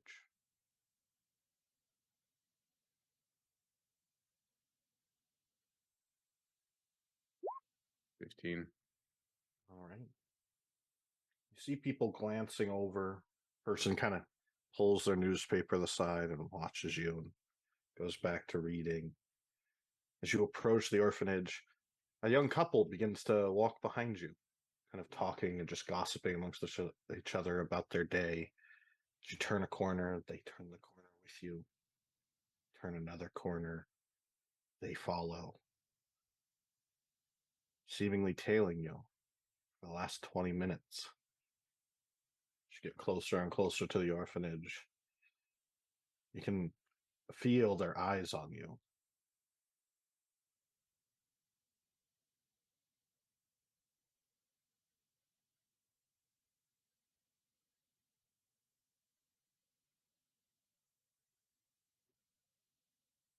Yeah, we just go to the door of the orphanage and knock. As you get to the door, they walk past and kind of glance at you. As you knock at the door, an older woman with long, dark, braided hair, kind of pulled back, and a very long, sort of flowery dress on. So it comes to the door. Can I help you, monsieur? Yes, I am coming with some gifts for Elsbeth. You can give them to her if you wish, but from her, I believe the last time I was her guardian angel. But yeah, just I'm suddenly not trusting myself to. Can you just take these and deliver them to her? You said Elspeth? Yes. Elsbeth Prismari or Elsbeth, yes. She was here literally a couple of days ago. Oh yes, the young lost egg. I do recall the young lady that I believe was named Elspeth. It's so splendid. Good news, monsieur. I believe you're the gentleman that dropped her off. Yes. So let me guess. A certain inquisitor came by and adopted her. No, there's been no Oh. involvement with the Inquisitors. No, in fact, she shouldn't have to worry about any Inquisitors. It was discovered that she can trace her lineage back to one of the great houses. They're currently doing a genealogical study to attempt to Which track great down which house?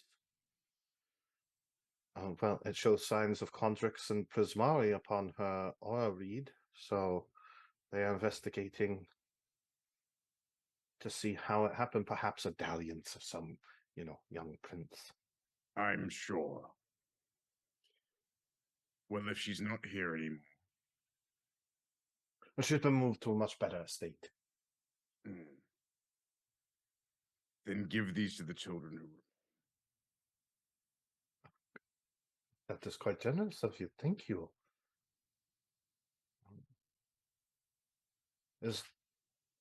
I'm always happy for those that support the children here.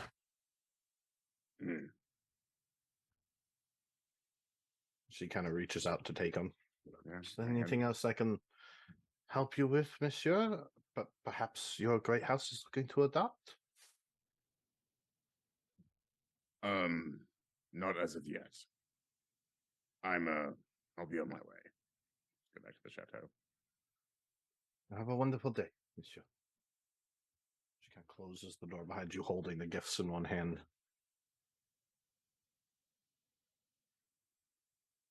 As you're walking away, it kind of opens the door and calls out, Monsieur, Mm.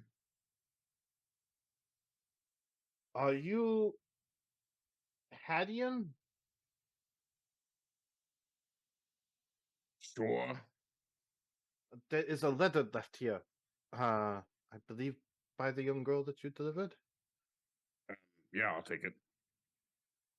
I don't even remember. Here you are, sir. Yeah, I'll take the letter. I'll open it and read it. It says, make a actually intelligence save. See if you can read it. Is it like just really bad handwriting or? Yeah. It was written by a little girl. So. Yeah. 14? Something, it's hard to read because it's kind of scribbly, and there's a couple of just symbols drawn instead of actual letters that you like. I don't know what that's supposed to mean. It's done in some kind of waxy material on the paper. It's not ink. But something about missing dad. They say her family is different and are mean. And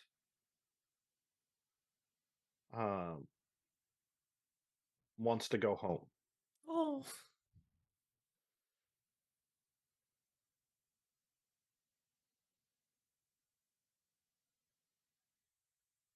What estate did you say she'd been sent to? I did not, monsieur.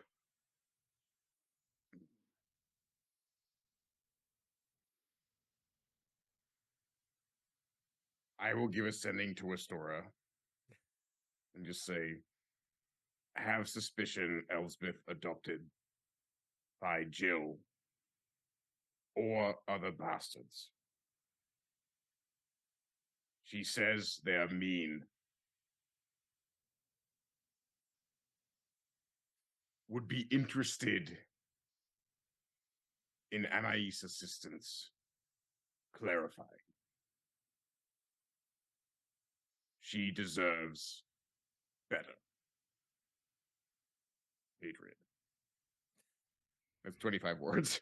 I'm assuming she could tell from the voice, but what do I know? It could be like a mechanical. Yeah. Like, I don't know if you have to sign off on sins or. I believe under sending, they know who sent the message. Yeah. It's part of the sending Okay, description. nothing else to say with the last one. Exclamation mark. You still just say Hadrian, yeah. Yeah.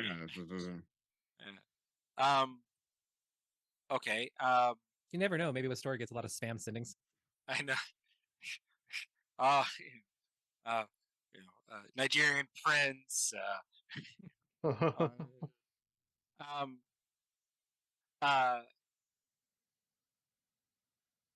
I'm assuming this is still we're at the courts by this point, and all this kind of Yes, stuff. as you guys would be at the courts. And we probably have gone our separate ways.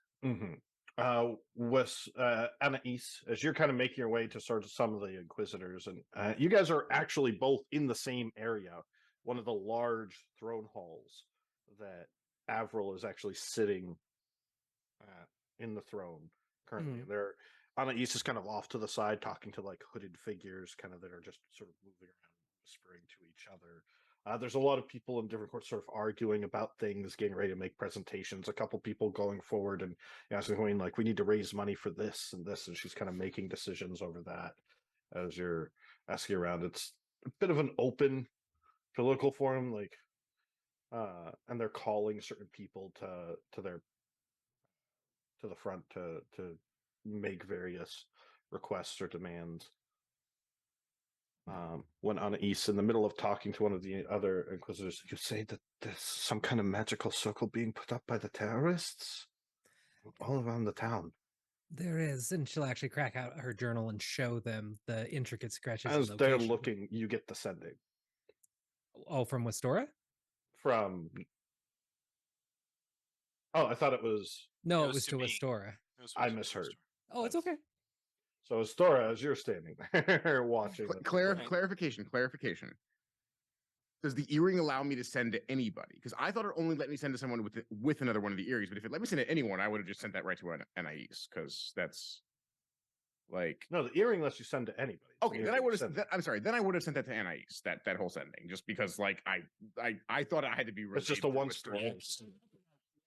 Asking me to talk to Anais. Yeah, exactly. It was clearly So that would have been misheard. Brain fog. That's right. So basically, then the words of Westora ask Anais would have been, Anais meet at Chateau soon.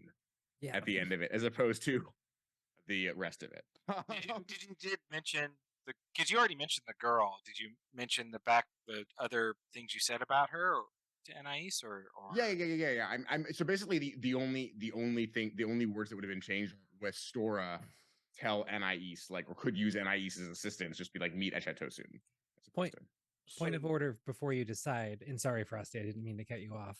Just remember, you just mentioned Elsbeth to her in the hallway at the chateau, and otherwise she knows nothing about the kid. So if you want to send it to her, sure, but is there extra stuff that Westora might know that would be more important? Because I just know it's a kid's name at an orphanage.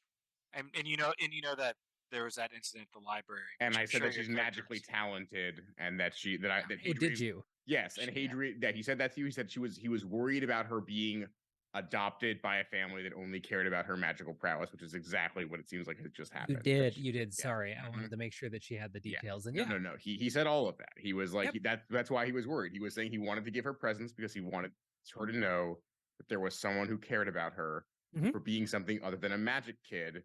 And that sort of seems to be exactly where she's gone now, and she's scared because they're mean. And that's what he's basically that's the conveyance in this ending. Okay. So I get that then, Frosty? And Okay. then, Wistora, will you make an investigation check for me Of course. as you're kind of talking to the different people in the hall and trying to get the gossip and Yes, yes. what's the term? Spill the tea. The Investigation is one thing. It's not my best skill. I guess it depends on which piece of information. If it's just ingratiation, I would hope to maybe use a social based skill, but for If you're just trying to figure something. socializing and schmoozing and not trying to get any information out of anyone, I'd allow like a persuasion to just be kind of there and present and Yeah. and just learn people's names, familiarize yourself with just sort of the social process of getting ingratiated with the Yeah. folks. But if you're trying to actually get gossip and information and occasionally asking questions or in cyberpunk red terms, what's the conversation skill, right? Conversation, yeah. Without revealing stuff, I'd say in this that's investigation. Okay. I think I'm going to play towards my strengths and focus mostly on just trying to get myself like situated in the court, get myself the right connections, put myself in a situation that when the masquerade party happens, people will know me, people that I'll have those connections there at the party. All right. So is persuasion the skill for that? Yeah, yeah, I'll give you it as a persuasion check. 30. Oh yeah, you're making a really good impression. In fact, people seem rather impressed because none of the representatives from Jeru have accepted any of the invitations, so they're actually really surprised that you're here, and having a courtier from Jeru is actually a really good sign. Because what you learn inadvertently with that is that there's sort of this talk that the masquerade ball and meeting is actually a bit more, that because the people are so frightened with the recent terrorist attacks and everything, that Amaris is looking to pull strings and create alliances to try and help sort of navigate and circumvent any of the complications that could arise from dealing with the terrorists. And seeing that Jeru is responding, you would also learn that the Valakian representative of the House Markov has already arrived in town, which people are a little surprised about. What's his name? And make another persuasion check. See if you can get his name out of the person. Just trying to see if it's anybody I know. 33 and 20. Baron Sengir Markov. Wistora just pretends like she might be interested in him for a diplomatic marriage. And his Make a note just so. Sorry? one word, Sengir. Oh, Sengir. Additionally, his niece, Ladrana Whistle. I'm sorry. Ladrana Leris. I'll spell it. I know this person, so I'll spell it. Out of game, I know this person. Sorry. Is in town.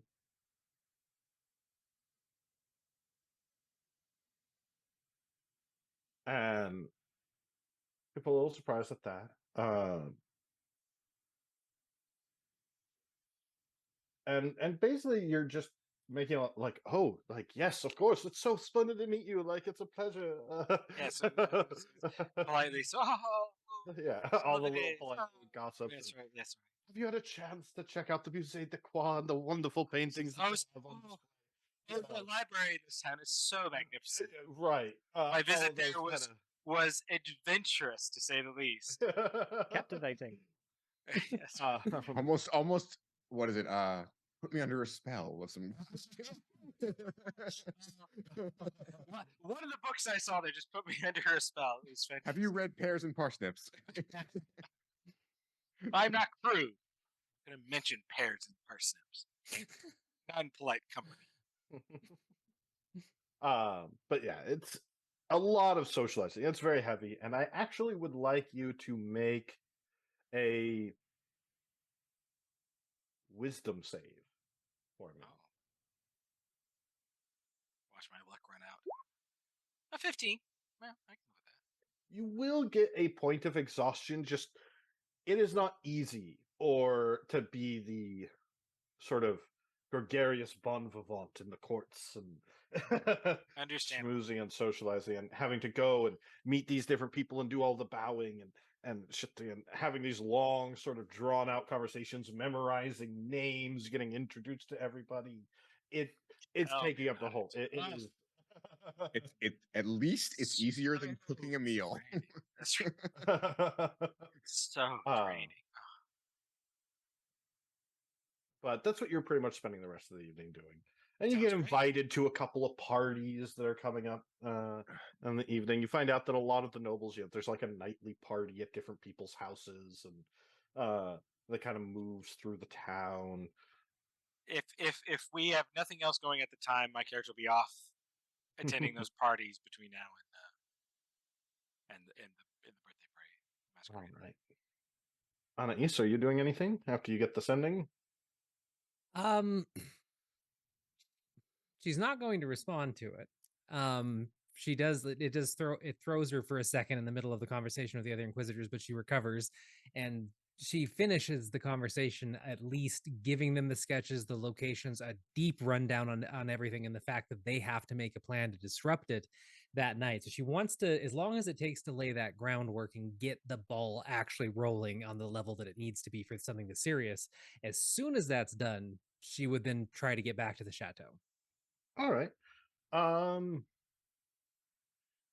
That wouldn't be hard. It does make sense that your character would have this kind of ability, but to kind of coordinate, because you're working with other inquisitors trying to make plans and everything, please make either an intelligence or charisma check. Or if you can think of a skill that you would like to use to try and do this, you can do that. But sort of to kind of plot out the tactical arrangement of where you want people, when they should be there, what areas to focus on that would be of significance. 100%. And so I'll do an intelligence check. And I actually have a question. And maybe this question will serve to educate some of our audience, because I have played D&D 5th edition since it's come out. I've never heard of hero points until your stream. And I had to actually look them up the first time one of you used them. And I was like, how have I never heard of this optional? It's an optional rule in the DM's guide, right? Correct. It is an optional. Can you summarize it for me, DM, and people that might not know what the rule is, because I'm probably going to use some. Okay, so there are various ways to use them. I like to use hero points as a reward for taking notes, but we're just kind of using the default for the stream. Basically, hero points are a number of d6 dice that you can add on to any roll or check that you make after you roll to try and enhance the roll. Basically, you have your level, whatever level you are. So if you're level 5, you have 5 of them. If you're level 3, you have 3 of them. If you're level 10, you have 10 of them. And they're these sort of usable points that once they're gone, they're gone. Mm-hmm. That allow you to enhance your rolls, much like inspiration, but or guidance or anything like that. And it's for those moments where you want to rise to the occasion and have your characters be the heroes that they are and make that attack succeed because you really need it to, or succeed at the skill check. And they give you a bit more control over when your character rises to the occasion. Now, the nice thing is that they reset whenever you level up. So if you're leveling up quickly, you might not burn through them all, and it resets to whatever level you are. Or if you suspect you're going to level soon, you can just burn them all on a mundane task. But if it takes you some time to level up and you got to do a bunch of checks and you're spending them every session, you can quickly burn through them. Awesome. Thank you. And sorry to derail us for a second, but it's just I had never heard about them. I thought they were a really cool concept. I love alternative rules in the DM's guide, and I just somehow never came across that one. So I will do an intelligence check, and I might be spending my first points. Probably not though. Probably not. That's a Yeah, save, not a check. God damn it. 17. That is, yeah. Oh, sorry. It's still 19. That's still pretty high. Unfortunately, wrong button. Gotta Yeah. make that. Where is the button? Just click. At least this Just is click my your rule. intelligence. Word more. intelligence. The word Oh, intelligence. thank you. Because I You mean, know, how we're often gonna- has Westora rolled her persuasion? Yeah, rather than perception. Yeah. Yeah. You can only spend 1 hero point for. It's one. I know. So I that'd be know a that, the two. 15. Yeah. So you're pretty sure you've got a decent plan on how to Mhm. approach it and kind of schmoozing with everybody and get it, and kind of coordinating with them. And what they're going to do is they're actually, unfortunately, the idea that you and the other Inquisitors come up with. There are two options Okay. that you can really see. There's sort of a point defense, taking the Inquisitors under your command and having them go to strategic points throughout the city and try and break sort of the focal points of the ritual, to try and disrupt its overall majority. But with the scale that it's at, it won't be. The advantage is they have numbers, they're working together, and they're hitting key points to try and disrupt the ritual in that.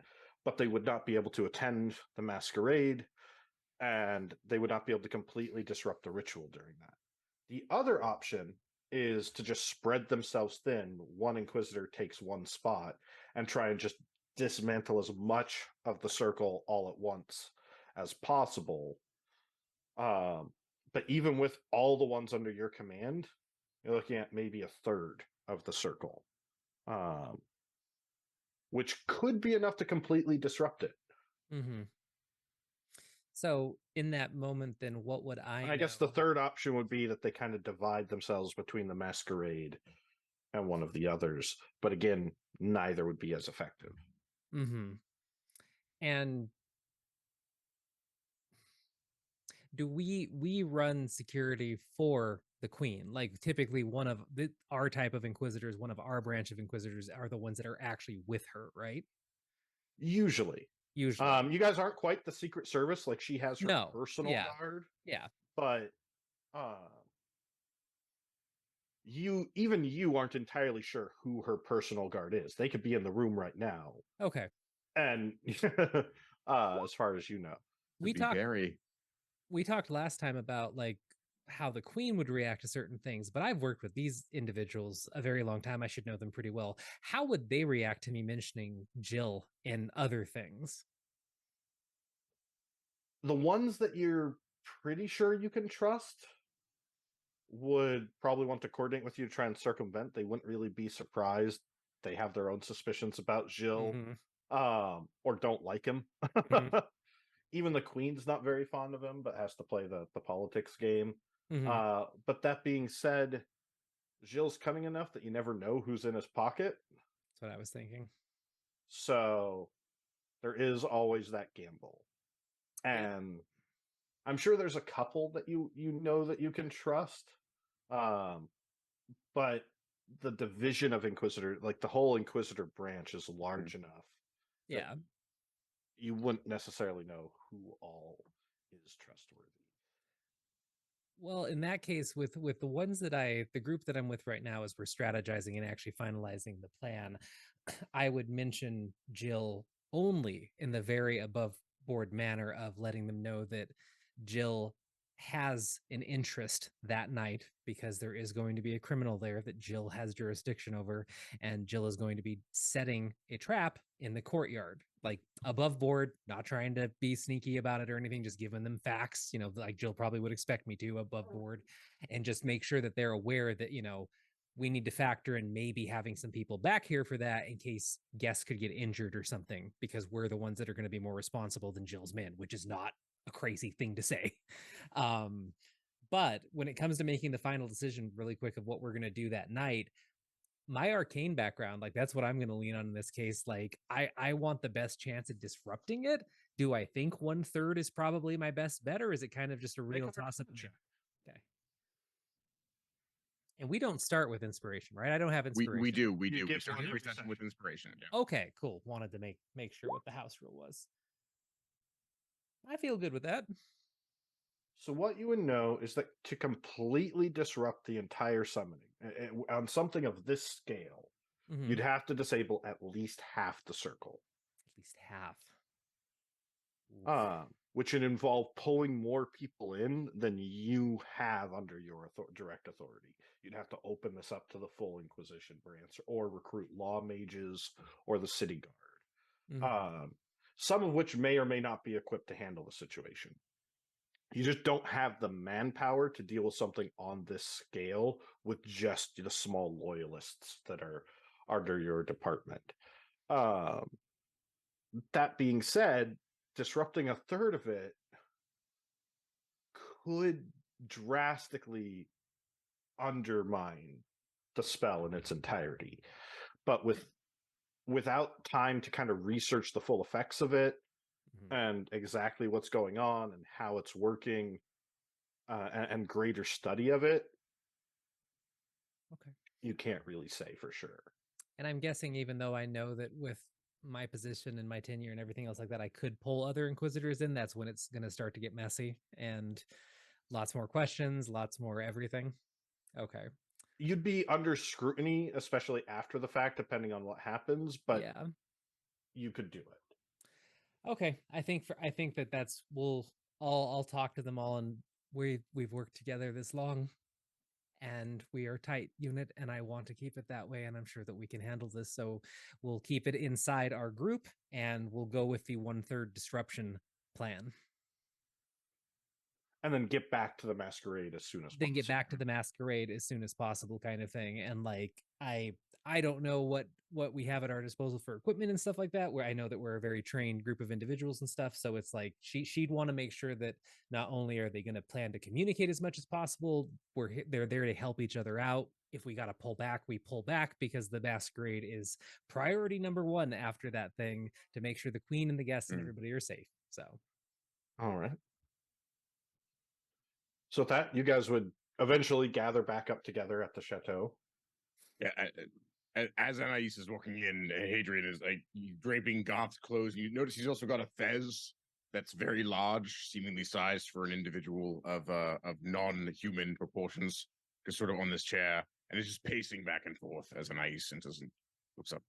Oh, because I'm assuming at this point Westora's at one of the parties she's been invited to. That's sort of the vibe that I got from yeah, Dave. who's showing up? Yeah, because that was what David Uh, said was I know that from the sound of Anais leaving, she was getting that coordinated. It sounded like she was going straight back to the chateau. yeah. Wasora is probably going to stay at the court. Gift of gabbing it, yeah. Yeah, and spend some time doing that. And he's pacing and looks up as you enter. Oh, you actually came. I wasn't sure if you would. What's going on?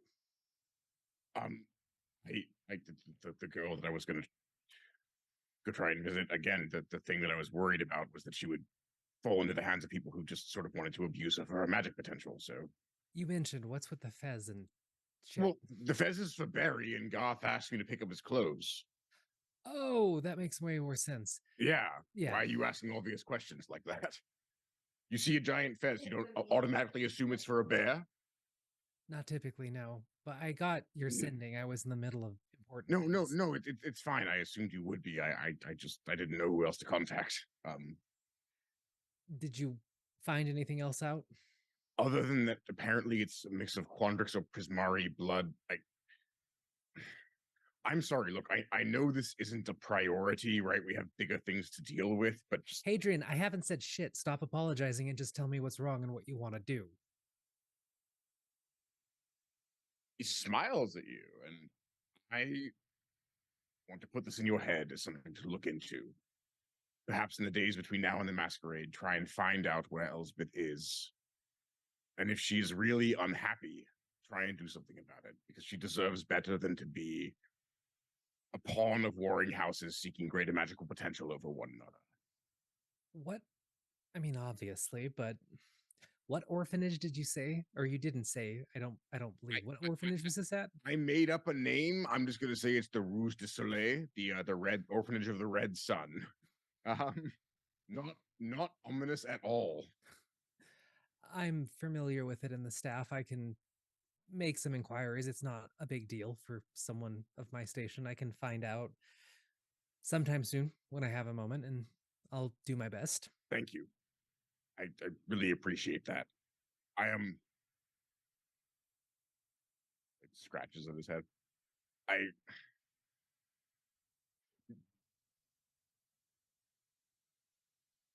blushes slightly and like, did you read the note? I'm not good with. The letter from yesterday? Yeah. I legitimately haven't had a moment because I went home and passed out on my bed and then woke up to a Jill DeRay in my living room. What the fuck did Jill DeRay want? A bunch of bullshit, to say the least, just to try and intimidate me, which doesn't work. Yeah, I could have guessed that much, but like, because you, by the way, like, congrats, like I'm a scary person. You fucking tackled me into a fountain. That takes a lot of guts, but what did he want exactly? Other than to just like, or was he just sitting there like, oh, Jill DeRay, I can go into your house whenever I want to, and you can't stop me. As eerily accurate as that impression is, Thank you. with some words, it was inquisitorial matters, and he just was trying to remind me of a few things about my active investigations. I see. I respect that. Can you? Don't ask me to read it in front of you, please, God. I'm gonna ask you to do that because otherwise I'm gonna forget a couple of the things that I said, and it's just I'm better with writing than. Do you really want me to pull that crinkled letter out of my waterlogged pocket? Well, it's dried now, but I'm sure it smudged the ink a bit. Do you really want me to read this in front of you? Is that a wise decision, Hadrian? Think.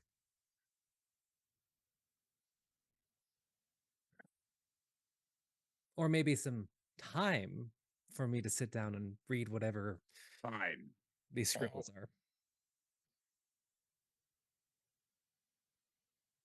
All I wanted to say is that I am legitimately sorry. I pushed you to talk about something because I thought you might have answers to my own fucking shattered psyche. And since I have I didn't know I was a fallen angel until my brother told me. Like as you so eloquently put it, my celestial dick has been out before I knew it was there. I couldn't ever hide it, right? So it's like I thought you might have answers. I thought maybe there was somebody who knew me by my whatever my previous name was, who wasn't immediately like, I'm trying to stab you, I'm trying to recruit you to kill the gods, or I'm trying to like trap you in something. That's Jill. Wait, that's I fucking don't remember. But I didn't consider you, and I'm like, obviously you have reasons for hiding, or it's painful, or look, I'm sorry, I was a selfish ass. Okay, I was only thinking about what the conversation could do for me, and I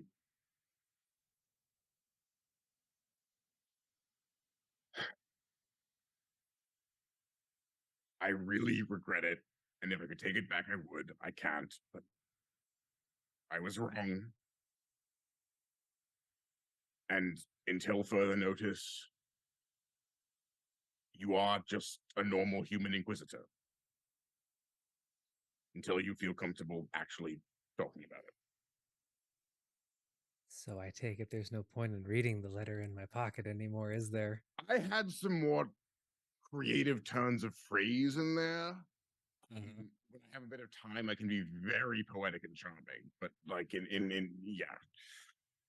So because I said I wasn't going to read it, you just decided to tell me everything instead? Pretty much. Okay.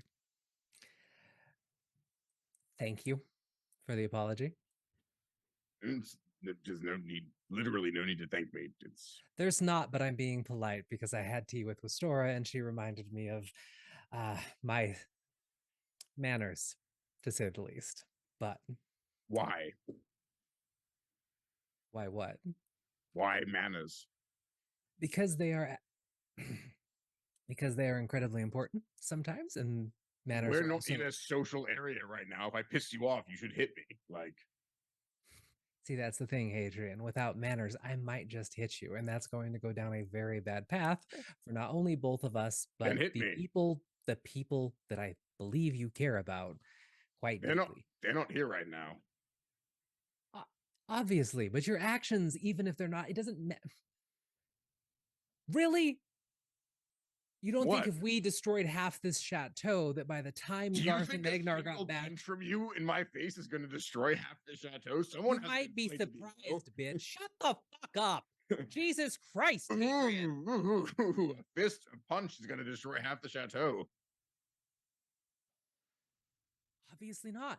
But if we really started to slug it out, or if Jill has somebody waiting outside nearby and they hear magic going off, then by the time Magnar and Garth get back from that little camping trip and Wistora gets back here from probably a much lovelier night than mine, you could be being dragged away by Jill and there's nothing I could do about it. I could be dead for one reason or another. Your actions matter even if they're not here. And what I'm trying to say is manners have a place because they get us through very difficult and awkward social interactions like this. Just like that is made a good man.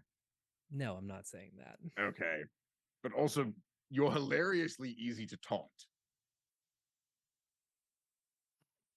I'm trying to be nice, and I would advise you to take advantage of that for now and just I don't take advantage of anybody. let it lie, please, because you still don't know who I am or what I am or anything that came from the alley. Let's just call it even. Let's just call it neutral for now. And It's true. I do have no idea who you are, but I just As the camera pans away from the two of them bickering and we zoom out as the argument seems to continue and it just goes on. like, hear a few glasses breaking as we from I outside feel like the you just street. like the fountain thing. That was amazing what you did. It was terrible. It was reckless. Oh, it's fucking fantastic. They're going to Best thing ever. As Garth and Magnar and Cadoris have borrowed horses that Cadoris purchased or rented. I need you all to make animal handling checks. Can I help them? Show them how to Cadoris actually knows how to ride. Okay, can I help Magnar? How are Magnar's you feeling helping? confident. He has brought sort of scared horses to a Oh, I'm going to catch speak with animals, Okay. Oh. and I will ask the horse to please give him a gentle. Who the hell are you? To this? Listen, Not the usual rider, are you? I'm not. I'm a friend. Oh, Yeah. sure. Just come around, say you're a friend, hop on our backs, make us do all the work. I see how it is. No, Probably want to make us run and gallop. If it was up to me, we'd be walking right, between me and you. But we need. What's in it for me? How about I've got an apple. Come on. Now, we talking just one apple, or are we talking a series of apples throughout the day? Because we can kind of negotiate this. A single apple don't last too long. Of course, of course. Now, I've got 3 apples. 3 apples in my bag. And 3 apples. That sounds like a good start. whatever we can find on the trail. Some berries. Berries are nice. Berries are nice. I'm fond of berries. I'm happen to be an expert at finding berries. Make a persuasion check. Oh shit. 9.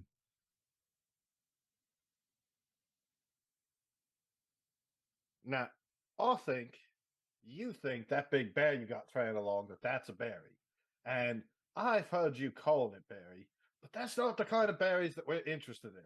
So I think you're gonna have to do a bit better than that. Otherwise, me and my friends, we're turning right around. We ain't going nowhere. Hold on, hold on. Okay, it's good berry. What do you think of these? Well, these ain't half bad. You keep feeding us these along the trip, we'll take it nice and easy for I've got as many as you would like. To a point. you. They're not endless. All right. All right. You hear But the please just don't buck them off.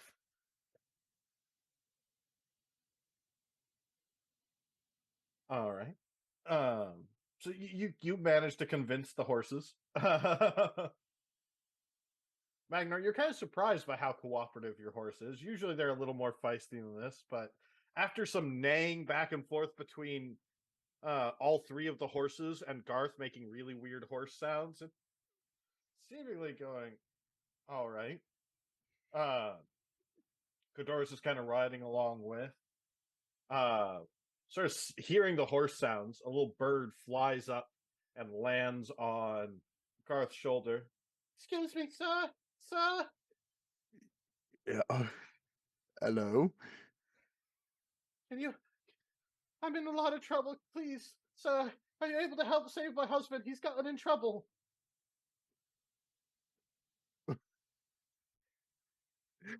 Who's you got in trouble with? He took out a load of some worms from the good feathers. They said they're going to break his wings. They'll do it, you see.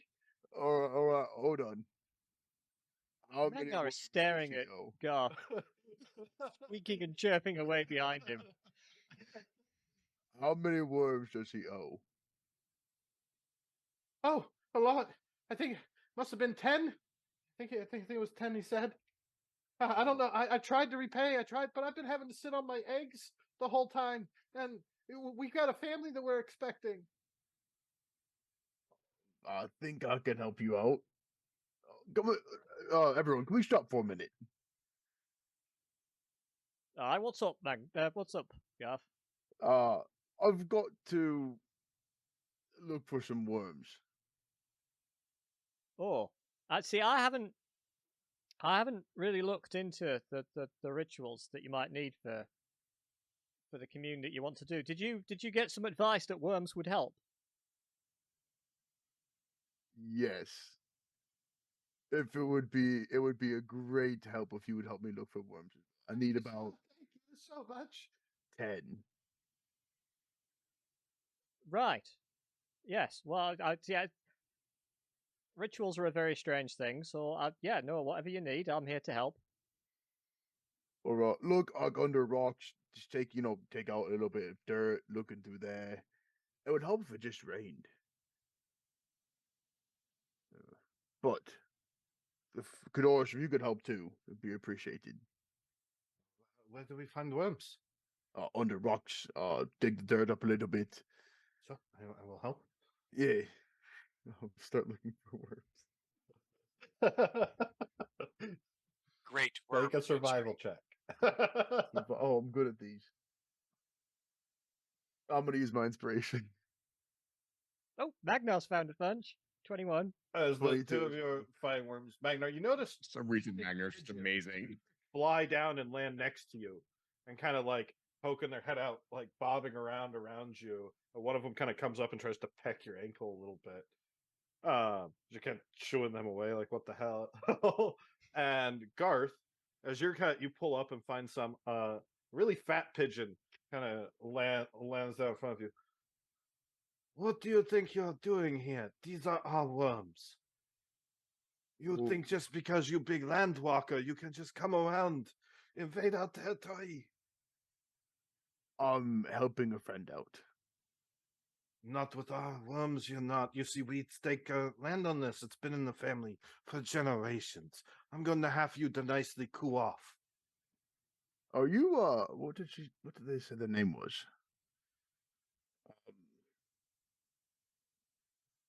people take out loans from you, yeah? I'm a lone beak, yes. A loan beak.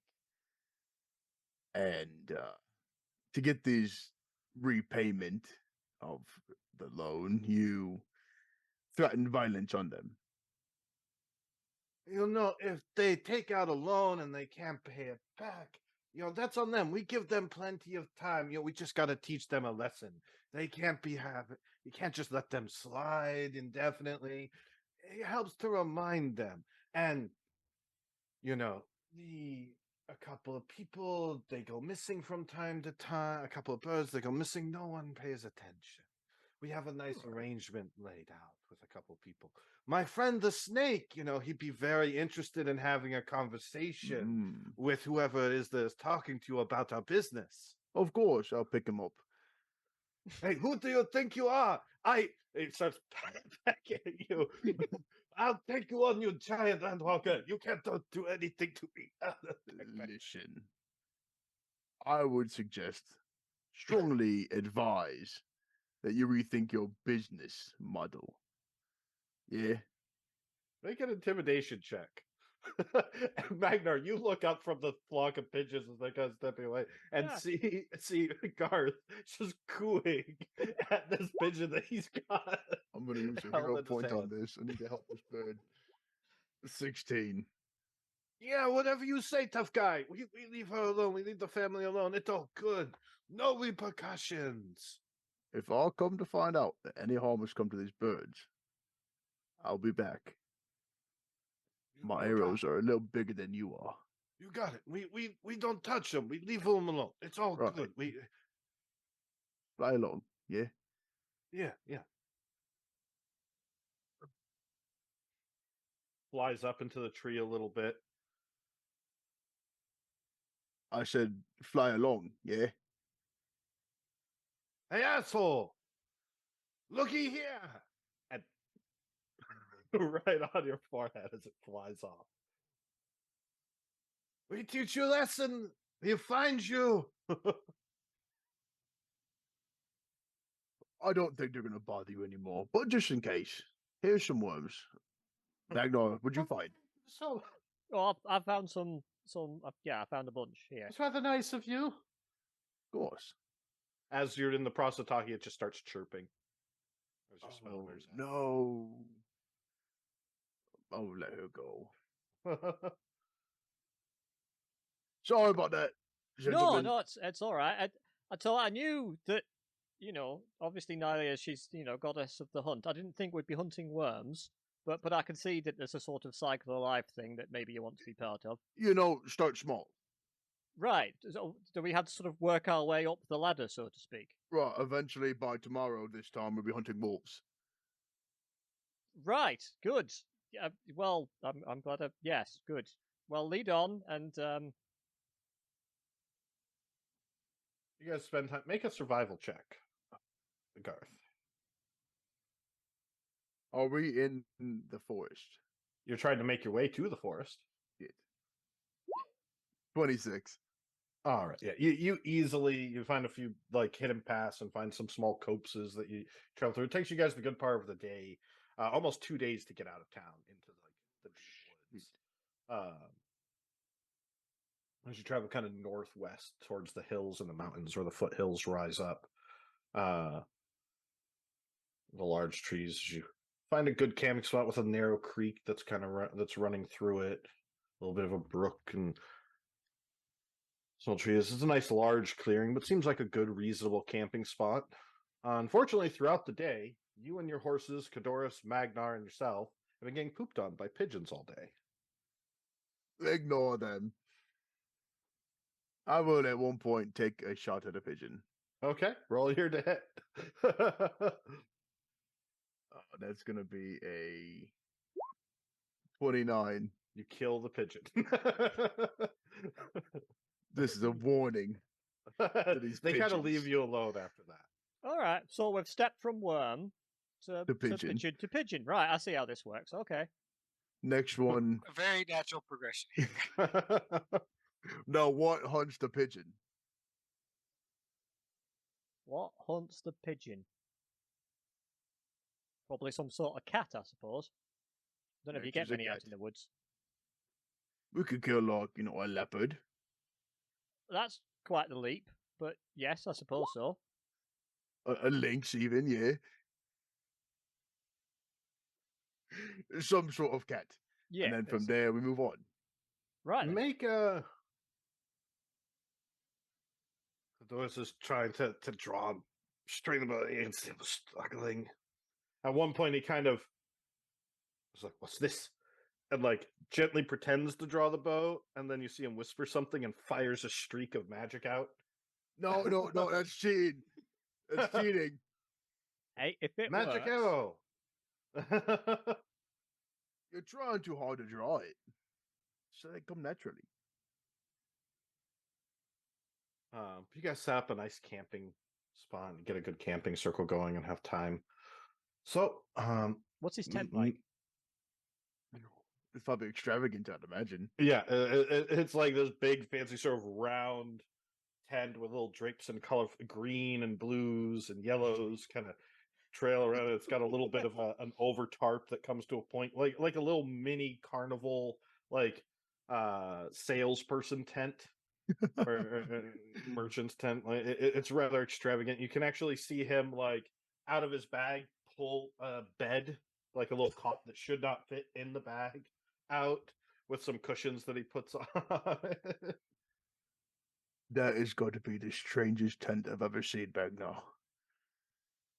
I'd have thought something that was sort of, went with the terrain and camouflage would be in order. This is quite the announcement. Are we supposed to? What is camouflage? Typically, you don't want to draw. Wait, too is that the much paint attention. that you put on? I could paint it. I did bring paints. Kind of digs through the bag and pulls out some paints. Fedoras, typically in the woods, you don't want to draw attention. But actually, with those bright colors, they might think you're a predator. Oh. Yes, we are predators. We are the hunters out here. We are to get into the spirit of the beast. Yes. So this is where we sit around the campfire and tell scary stories and inspire us to be the greater hunters that we are as we listen and commune with nature. Yes? Typically, two of us go to bed, one watches. And Oh. then in a couple hours, they wake somebody else up, they watch. And then another couple hours, then the last person gets woken. I see.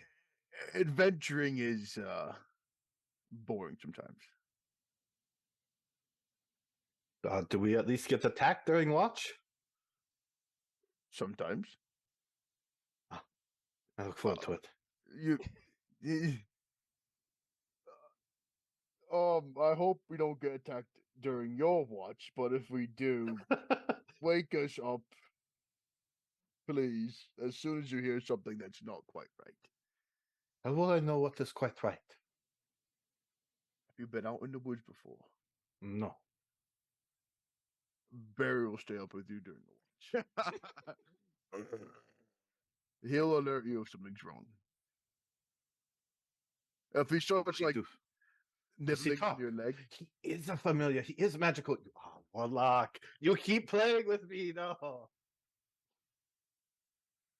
if he starts biting your leg a little bit, just know it's either he wants ale or it's something's wrong. So I'm Ale supposed to first. get him drunk before the thing goes wrong. He can take it. Okay. Do you want the first watch then? Might as well. Sounds exciting. My first time adventuring and first watch. Of course. All right.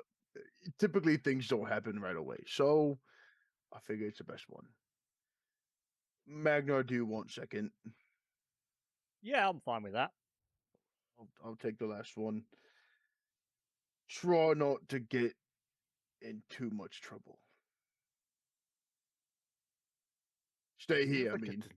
But isn't it trouble that we are looking for?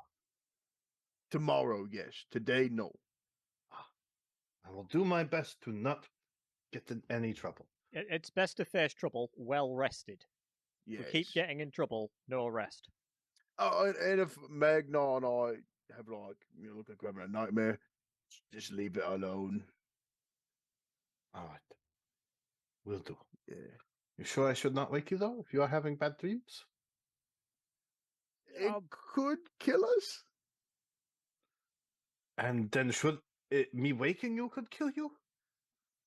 I don't know. I've never been woken from one of the dreams, so I don't know. Well, I'm gonna err on the side of safety. Always best course of action, yes. Yeah. Unless, do you know, Magna, if we're woken up, it could kill us? I think, honestly, he'd have a hard job waking us even if he wanted to. That's true. Now I'm curious. But it best not to. Yeah, that's not... No. Yeah, no. I'll set my tent up. A very simple tent. Just a couple poles and a tarp draped over it. Magnar actually goes and sleeps in the tent. On the bed. Yeah. Oh, you're digging his tent. Okay. But he's not using it. So who's taking second watch? Magnar. Magna. All right. So Magnar, you are woken up by a soft hum whistling through the trees. Sort of gentle, soothing, feminine hum that whistles through the trees. Coming from just out off into the woods? Yeah, you're in your tent. Okay, and it wasn't... Okay, I wasn't woken for it. Or am I actually started the second watch, or this is waking me up? This is waking you up. Okay. You just hear the sound of Barry snoring. Oh, okay. Yeah, I'm gonna... Yeah, gonna come out of the tent, take a look around. If you look, you see Barry snoring. Mm-hmm. Fedoris seems to have vanished. The moon glowing brightly, shining through the trees. As they bend and blow, the shadows stretch and warp. And you can see this in the moonlight. Feminine shape. Slender, curvaceous legs. Long arms. Flowing hair, seemingly made from the shadows, the tree branches stretching and warping, kind of calling. Nylia? Your response, just that same humming. Make a wisdom save. Uh-oh.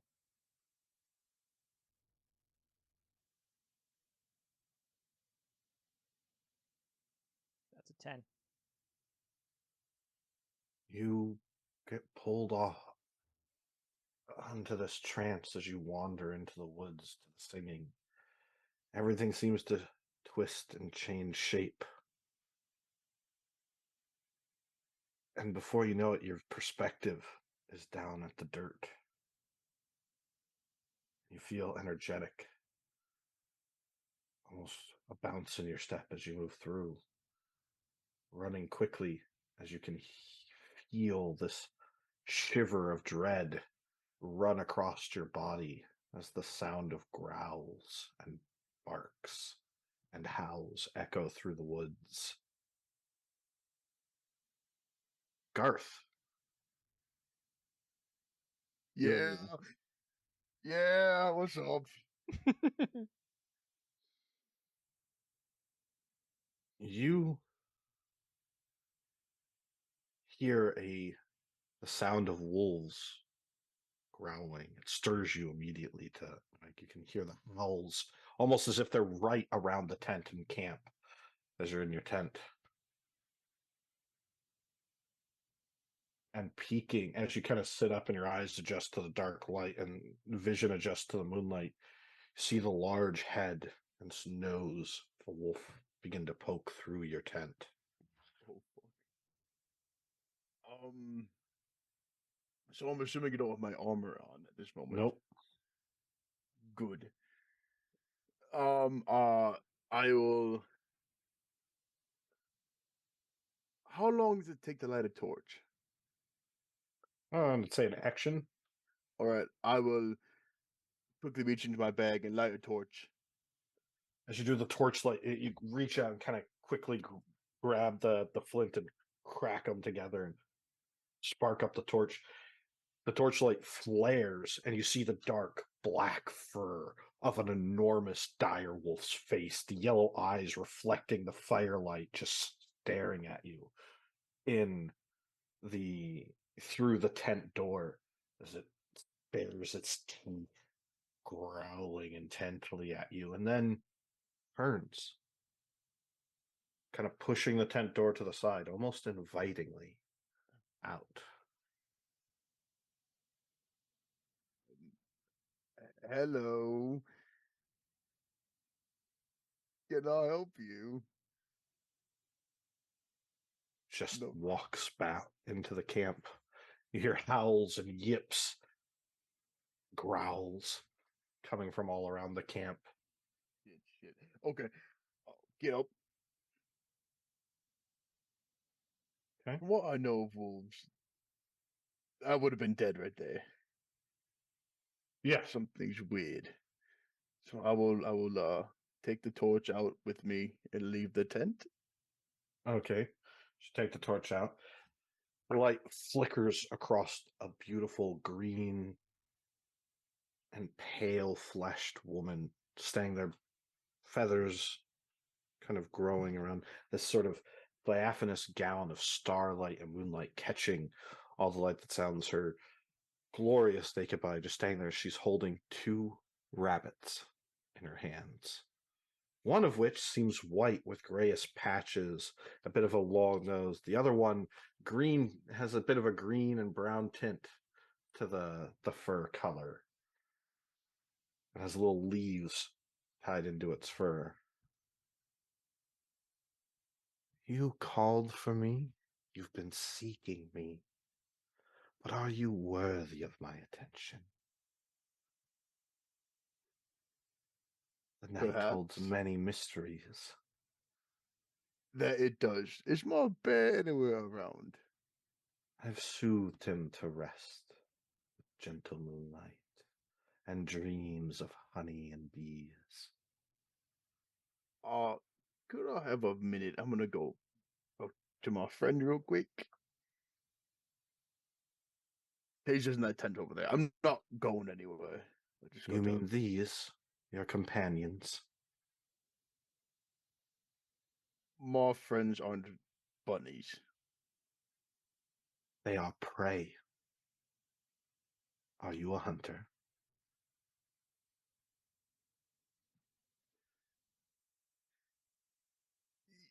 Yes. Well then, If you're asking me to hunt and potentially there kill are my many friends, ways to hunt. I shall present you this. He who chases two rabbits catches neither. And this evening, one will be fodder. are you asking me to kill one of my friends? So you're surrounded by my hunters and my children. I am. You think they would sit out such a lovely game?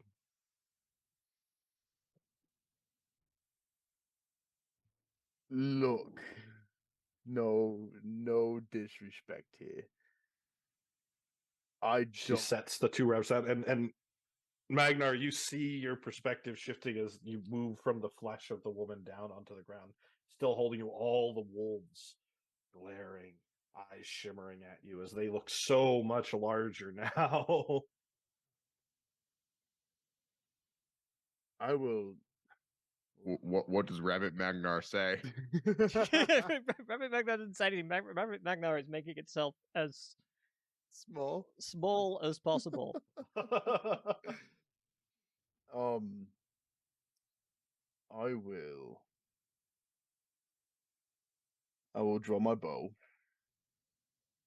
and I'll ready an arrow. If any of the wolves step forward,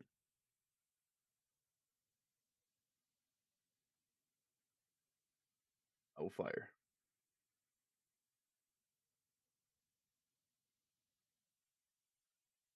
Let's see how wise you are. She leans in and whispers in the ears of the rabbits, "Run, little rabbits, run." And with a wave of her hand, all the wolves dash towards the rabbits. Magnar, what do you do as all the wolves jump towards you? Can I see Garth? Yep. I'm running straight between Garth's legs. Make an athletics check for me.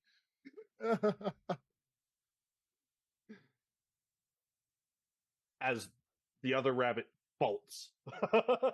18. So you quickly, Joe, as one of the wolves like bites midair as you leap through, just barely you can feel it against the little fluffy tail as you launch forward and get under Guard's feet as he quickly catches you. And she says, "You can chase after one, both.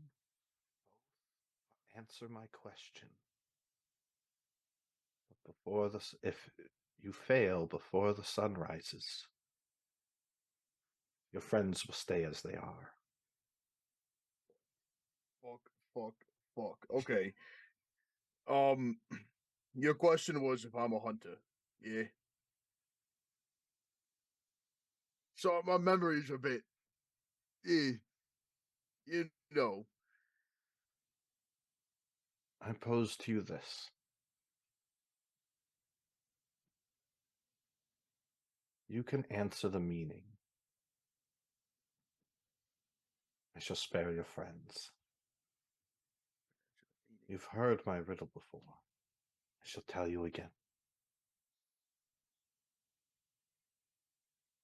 Okay. If you know you are being hunted, then the arrow was fired a long time ago.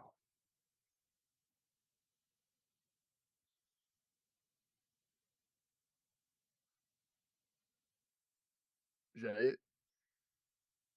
She just turns and seems to dissolve into moonlight as the wolves dash out of the camp after the other rabbit. Shit. Pick up Magnar, rabbit Magnar, and I'll put it on my shoulder, and I will take off after the other rabbit. All right, Magnar, you begin to realize you can understand what Garth and this woman are saying. Hello? Rabbit Magnar talks to you. Garth? Garth? Yeah, Magnar. Yeah, is that you? Yes. Sorry. Hello. How you feeling, man? Terrified. Whole body As am shaking. I. As am I. So you're a rabbit. So's Cadoris. I'm looking to change that Good. if I can. You're not much help in this state. I might be able to do magic. Searing smite. Can you attempt magic, please? Okay.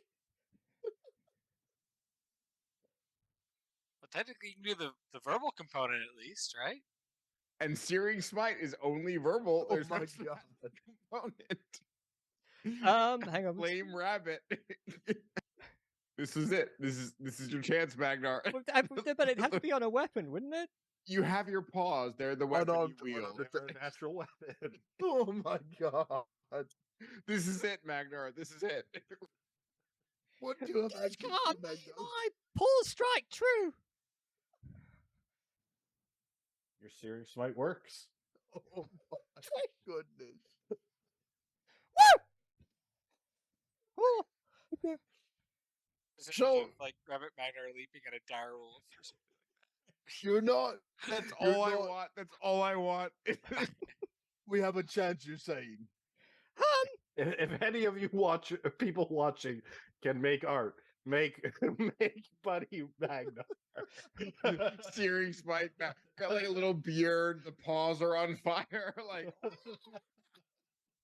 It's just like look little, on its face. little spectacles goals as like the paws are just up the light. Ha! Whoa, concentrating's a little hard. It's okay, I got it. Ha! Need to hit something soon though. Just hang on. Okay. How far is the rabbit? Make a survival check as you try and hunt the rabbit. Oh, no, survival. Be very, very quiet while hunting rabbits. 25. Yeah, the rabbit. Yeah, the rabbit. Kill the Rabbit.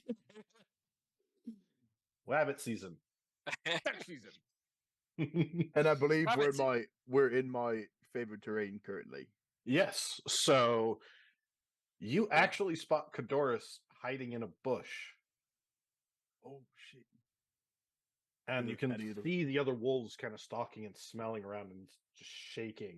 You can see a little puddle has formed underneath it. Oh, Hiding, you can hear the bush rattle as the wolves are kind of their ears twitching as they're looking around for it. As you kind of run in and you're in this clearing, the moonlight's there. Funny Magnar has to make an attack. Come on. It's gotta be it. Arrow. He has no hit points. The arrow was fought a long time ago, yeah?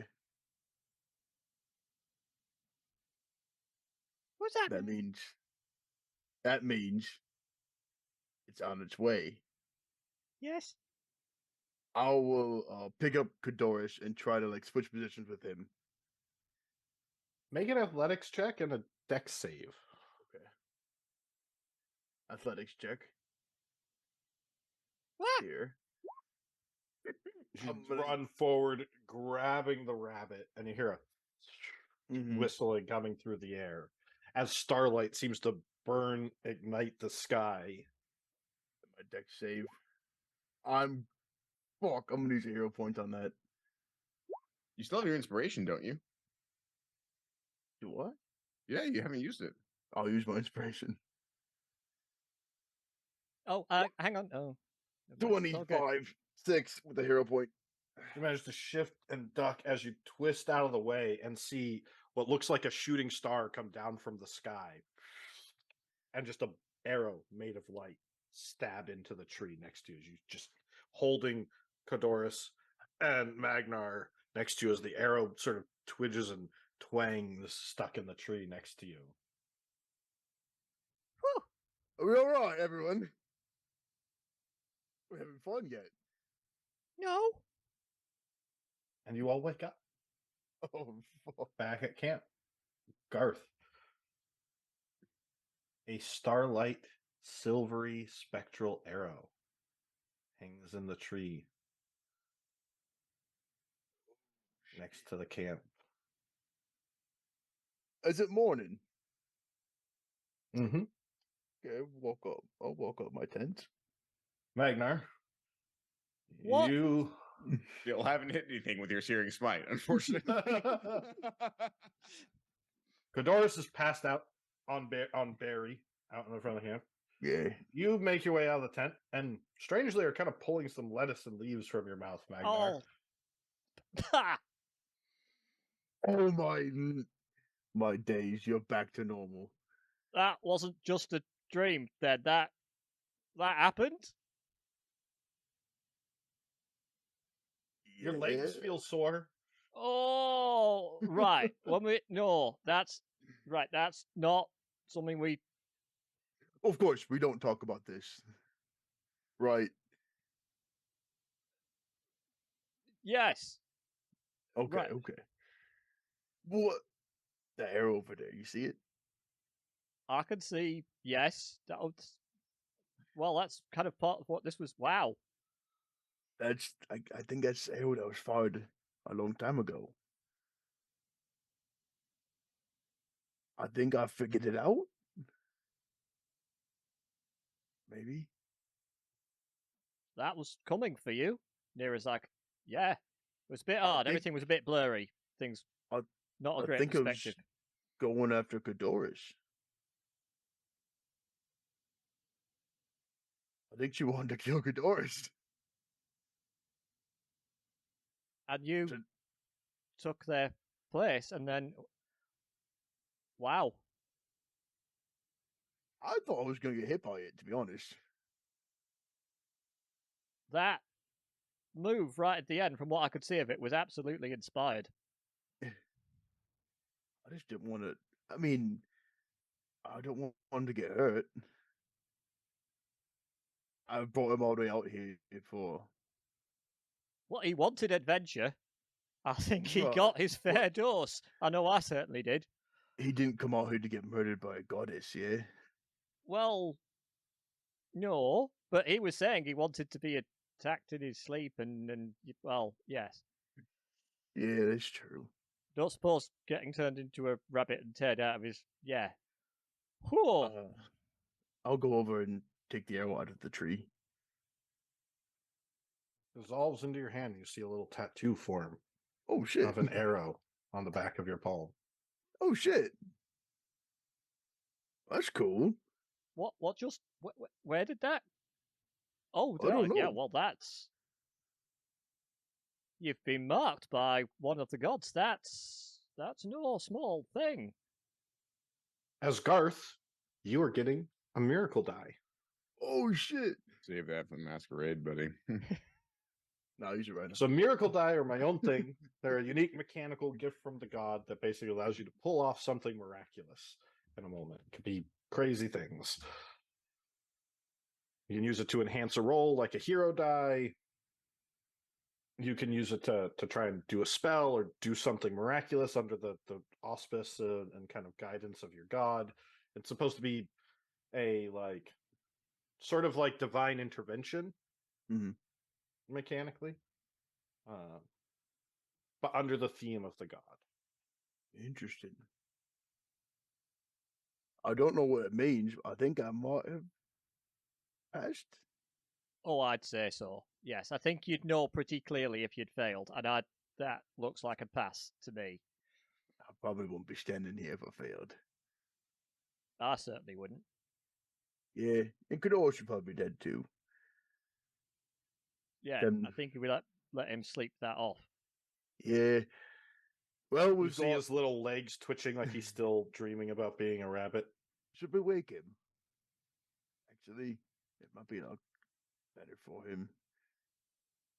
You want to wake him up? Yeah, I better do it because he might react. Yeah, all right then. Yeah.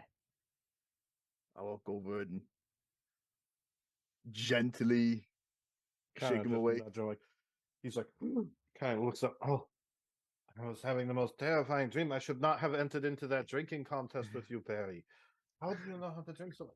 Barry is rather persuasive now. Of course, it's only that He talked me out of all of my kegs of ale. I don't even know how. I don't understand him, but well, I kind of understand him. He made gestures.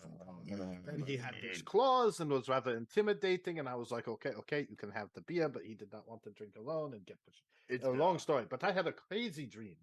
It's a you fool's will errand this. to try to beat him in a drinking contest. But your dream. Go on. Yes. Oh, there was some crazy dream. You were there. I was transformed into a bunny rabbit by the most beautiful woman and ran through the woods. And there were terrifying giant wolves that were like skyscrapers all around.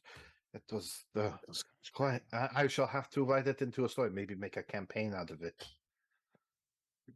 Yeah, it was. That sounds like a very Maybe a bunch of interesting dream. rats and mice that I don't know Called gather Stray. around a like some kind of church and being hunted by wolves and rats and Yeah. things. That sounds very interesting. Now, don't be alarmed or anything. But that dream was not really a dream. That all happened. Really. That woman you saw, I presume, for the same woman we're talking about, was Nylea.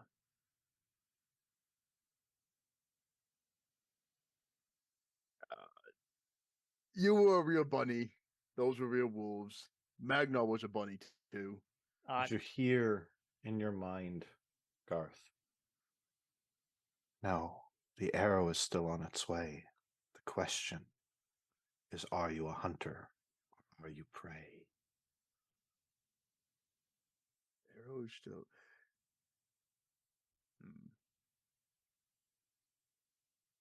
He's not kidding, by the way. You were a rabbit, as was I, embarrassingly enough. How did I become a rabbit? He's No not wrong. idea. No, Leah. Cutest British voice. As rabbit. Um. So Magna, you have experience talking with the gods and the goddesses, yeah? Well, actually, less than you might think. Before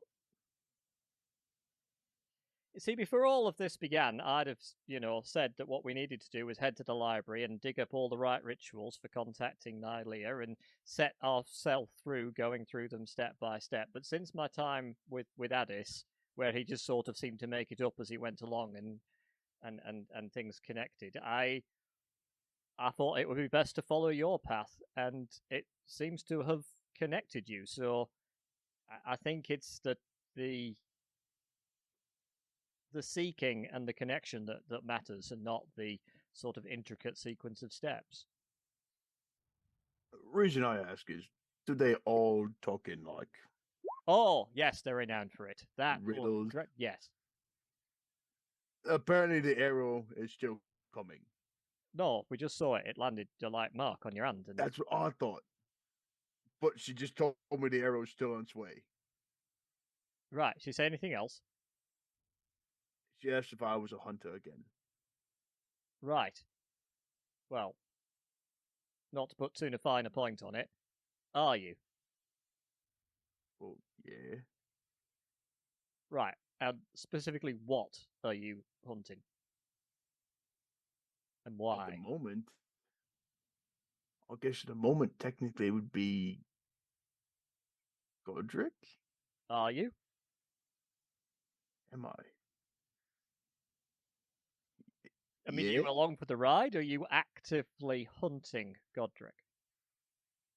Well, Is he the prey in your story? Yeah.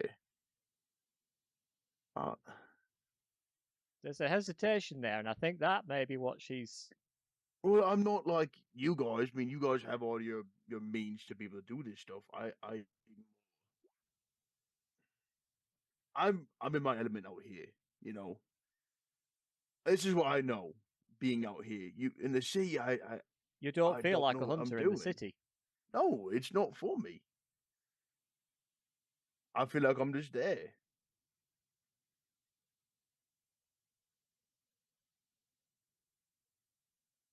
What would change that?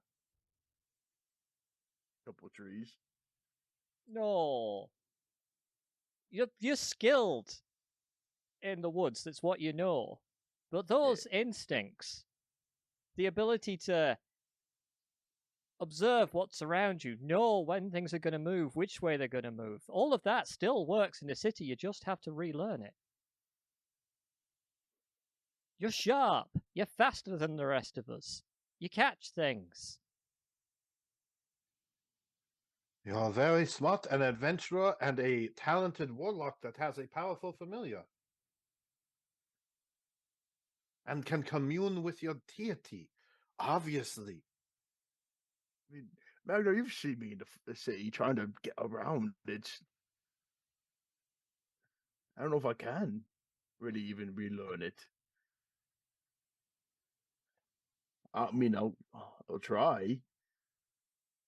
It's so much. Out here, it's so quiet, and I can really focus on little details. Just look for different details. The nature's still there. Not It's as much, easier. but It's easier to zone it out, in a sense. I'm used to it. focus on the smells. Every district in that city has a different smell. The light plays differently where the streets are narrow, where they're wide. Moss grows on the walls in the city against away from the sun. It's all there. You just have to. People call cities jungles for a reason. You know, I never really thought about it like that. I'll give it a shot. And with that, you guys finish up your camping hunting trip and begin to head back to the town. Next week we're going to do we will call it there. Next week we'll do a little bit of their downtime and prep for the masquerade. Thank you everybody for watching. Thank all of you, my wonderful players, for joining us. Thank you to our producer Nick, and thank you to all of our wonderful Patreons that support us and all of our wonderful viewers like yourselves. We hope to see you next week. You can check out our past episodes on YouTube, and I hope you have a wonderful week and weekend and night. Other than that, say goodnight, Vecna. Good night, Night, Vecna. Vecna. Good night. Move back.